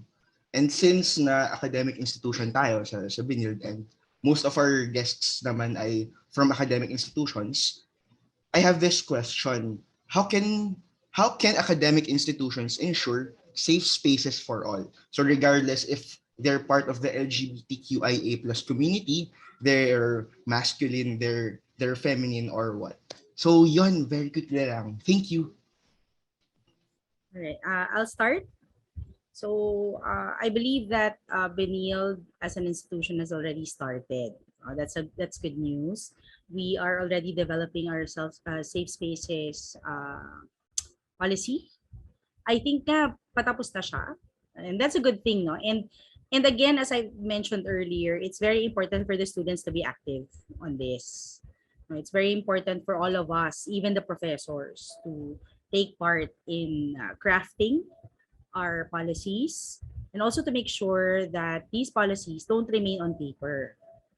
Okay, but I think the most important thing is that with the knowledge that we have today, right, we ourselves practice those policies. We be inclusive, we be more supportive. Uh, we, as Miss Amber said, no, we be proactive, no, in making sure that safe spaces are available to everyone, not only in our schools. If we see something wrong in the streets, if we see something wrong in the internet, right? If we know anybody who's being bullied or who's being harassed online, personally, in any public space, let's take a stand. She's already 9. My 9-year-old daughter, just very quickly, she knows because I tell her because she hears my lectures. As early as 7, 6, I told her, if there's something wrong, if you see something wrong, it shouldn't end with you. You should tell it to your professor, you should tell it to your teacher or any adult there. You should tell it to us. And I think now if we begin with ourselves, that's not more than enough to promote and to build safe spaces in all our communities, not just in our classes. Thank you. Hi, so thank you for that wonderful question. I think that number one, the initiative to have inclusive policies should also include all of the stakeholders. In UP, we're currently having a SOGI-esque policy. And I'm very happy to say and share to you that all of the stakeholders inside the university, not just students, teachers, but also non-teaching staff, are included in the consultation. Because at the end of the day, these policies will affect all of those stakeholders. So, yon, it has to be from the get-go inclusive. right? But at the same time, we also have to make sure that they're actually implemented well, because we have received in Pantay, we have received some concerns of institutions have already very good infrastructure when it comes to gender sensitive policies, and yet implementation falls short.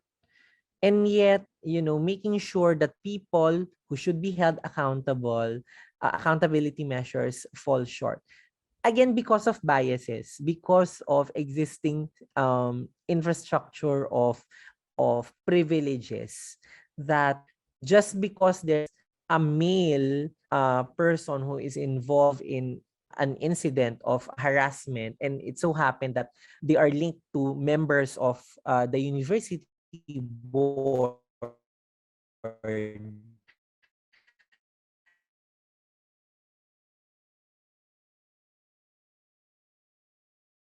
then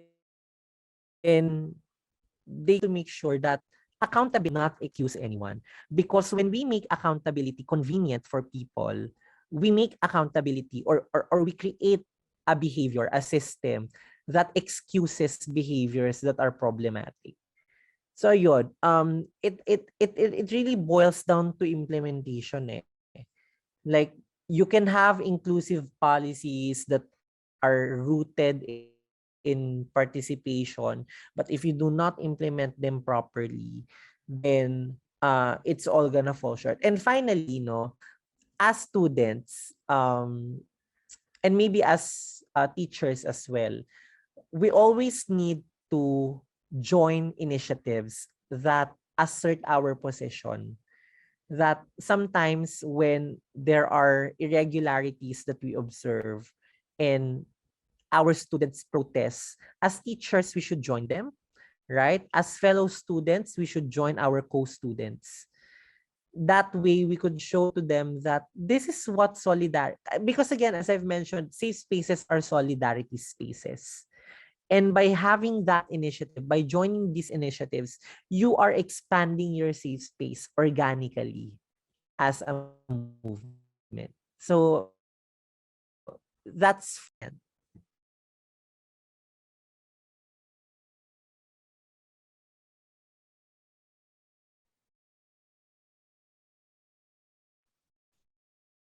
Thank you, Miss Amber and Attorney Cheyenne.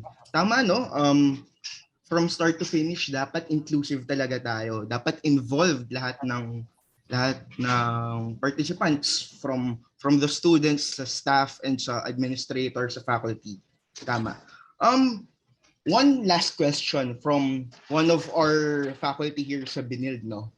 Let me read the question. Our sincerest appreciation for the knowledge shared to us this afternoon by our distinguished guest speakers. Last term, I had a very tearful closure in one of my courses because my student thanked me sincerely for respecting his preference of using male pronoun. Please correct me if I am wrong with the term.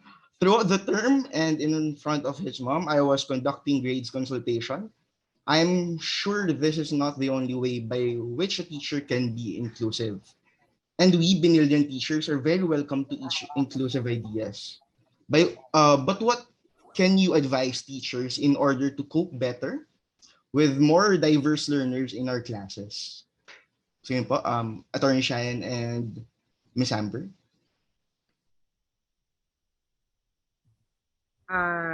I commend the professor. No, I do the same thing in my classes. I ask my students if how they prefer to be called. You know, uh, I think just being mindful as professors that our classrooms, even if it's just via video comment, are safe spaces, or are supposed to be safe spaces, is a big help. It's a big step towards that, no. And keep on doing what you're doing, ma'am or sir, kung sino man po yung nagsabi noon. And ako, I myself, I try to educate, as Miss Amber said, no, as much as possible. Not only not only in terms of what the law says, But if you've attended some of the seminars that I've also given on safe spaces, right, I give actual examples in practice, in legal practice, or in what I do, as a mom, what I do as a sister, and as a person. And I think that's very important. I agree with Miss Amber that we are agents of change. We are agents of education. We are educators, and we must educate each other.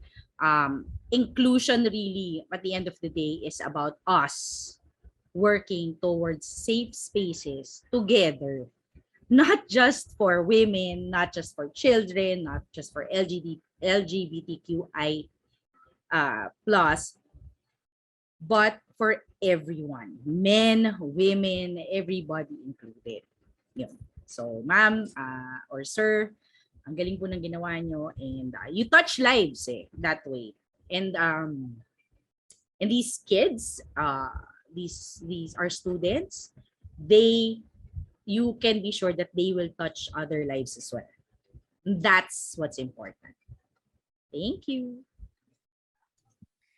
Actually, nakakakilig po yung binahagi nyo na you respected the pronouns of your student. I feel like for many people it's basic. It's very simple. But for trans people like myself, when you respect our pronouns, it means a lot. And again, it has a social impact. It has an economic impact in the long term. That when we are respected, when we are seen for who we are, we become motivated, we become more productive. Pero sana for me as educators, I hope hindi lang tayo tumigil doon sa pag-respect doon sa pronouns, sa mga lived names ng mga estudyante natin. For example, I already go by Amber since 2013, and I have encountered some professors who will not acknowledge my lived name and still insist on using my dead name.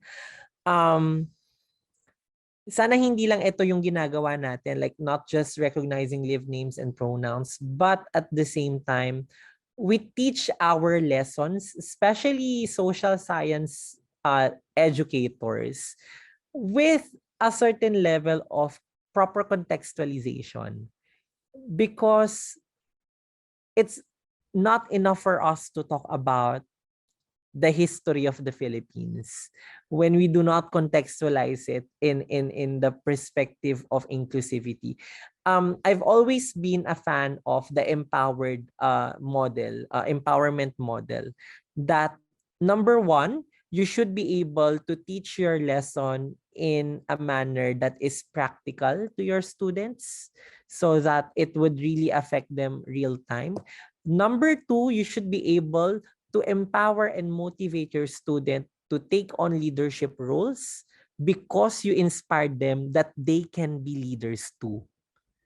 And I think at the end of the day that we should all be allowed to take on responsibility. We should be allowed to take on leadership positions. Kasi in the perspective of inclusion, in the whole discourse of inclusion, not just in the academe, but in workplaces and elsewhere, it's always a question of, do you see yourself as someone who is trustworthy enough to be given these kinds of responsibility? Because honestly, if you ask a poor student, do you think you can lead? They would have insecurities because of their economic status. If you ask a Muslim person, a Muslim student, do you think you can do this? They will have doubts about themselves because they have been doubted their entire lives. So I'm not just simply limiting the conversation now to gender inclusion. I'm talking about inclusion as a whole. That we do not limit ourselves to just the theoretical realm of inclusion, but also to the practical realm. Trust your students. Trust your students that they would do well and they would show up and show you that they could do it. Again, that's the empowerment model of inclusion. So yeah, I think as educators, it's a constant practice and development and redevelopment of the existing teaching methods that we are doing. But again, we always we stand in solidarity with our students, and we always believe in their potentials, because as educators, we shape them to become leaders. Thank you, Attorney Cheyenne and Miss Ambers. Sobrang ganda ng pagkaka-explain ninyo, lalo na yung empowerment of our students. Napakalaking bagay yan. And shoutout po dun sa nagtanong. Tama, thank you dun sa pag-respect ng pronouns ng mga estudyante natin. So yun, unfortunately, we have no time left for questions. Pero thank you, once again, thank you dun sa mga nagtanong, and thank you rin dun sa pagsagot nila, Attorney Cheyenne and Miss Amber. So, Ali and Lizelle, take it away. Okay, so thank you, Sir Gemma, Miss Amber, and Attorney Cheyenne, and sa ating audience for your questions and queries. So that was certainly a substantial and fruitful conversation. But before we end, I would like to invite Sir Clifford Chua, OIC Director and Learning Support Unit Head of the Center for Inclusive Education, to present the Certificate of Appreciation to our guest speakers and a quick photo op and wrap us up. So, sir, the floor is yours. So everyone, good afternoon. So this certificate of appreciation is presented to Ms. Amber Kiban for sharing her expertise at the Gender Inclusion and Safe Spaces webinar on March 24, 2022.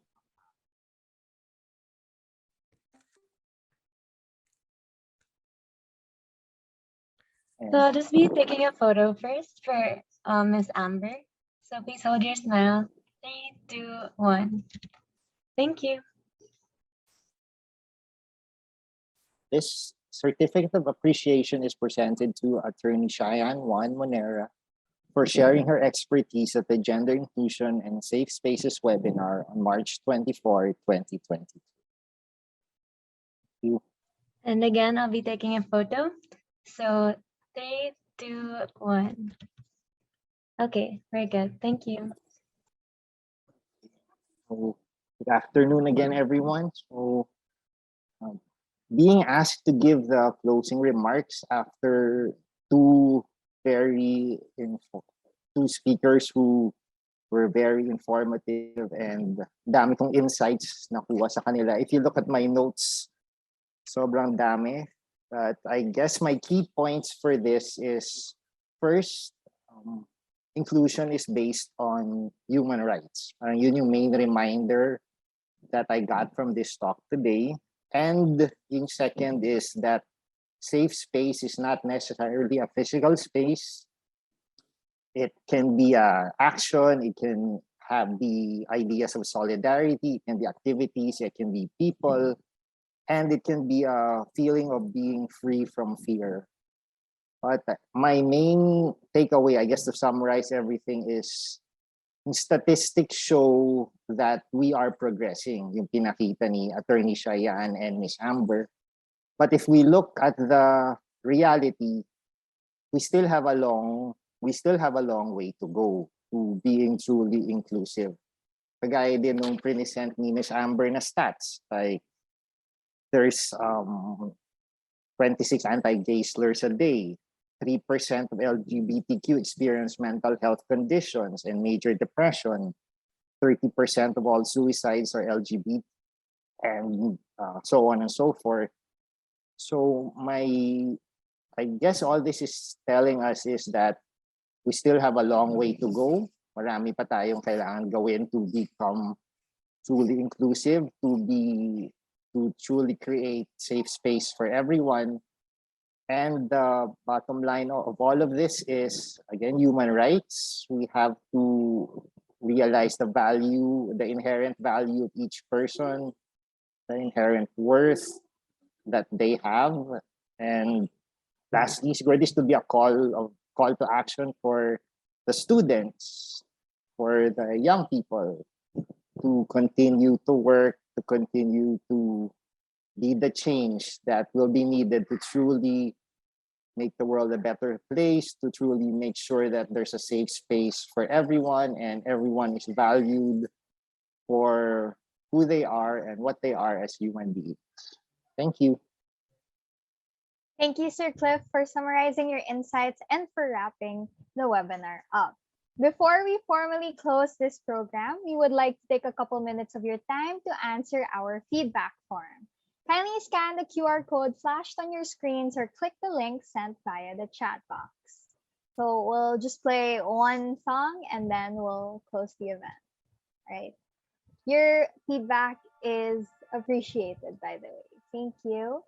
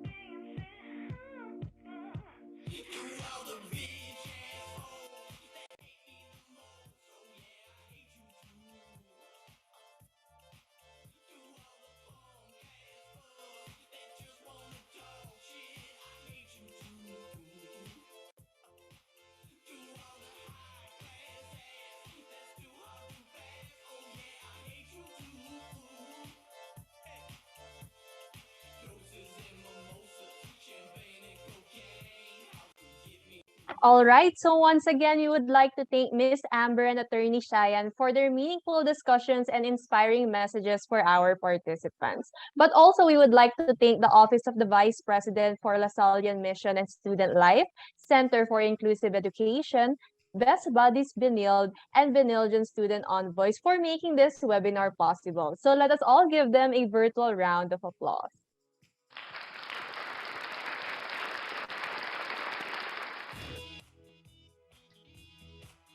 We would also like to acknowledge the team behind this event, starting with our very own facilitator, Sir Jamai, and the Benildean student envoys, Macy, Aisha, Bea, Francis, Lizelle, Ali, and Leah. And of course, to our dear audiences, we would like to express our sincerest appreciation and gratitude for your patience, understanding, and ultimately making time to join us this afternoon. For the last time, this has been Ali. And I am Lizelle, your hosts for today's webinar. Thank you so much and have a wonderful evening. Stay safe always and may you have a happy weekend. Bye-bye. Thank you.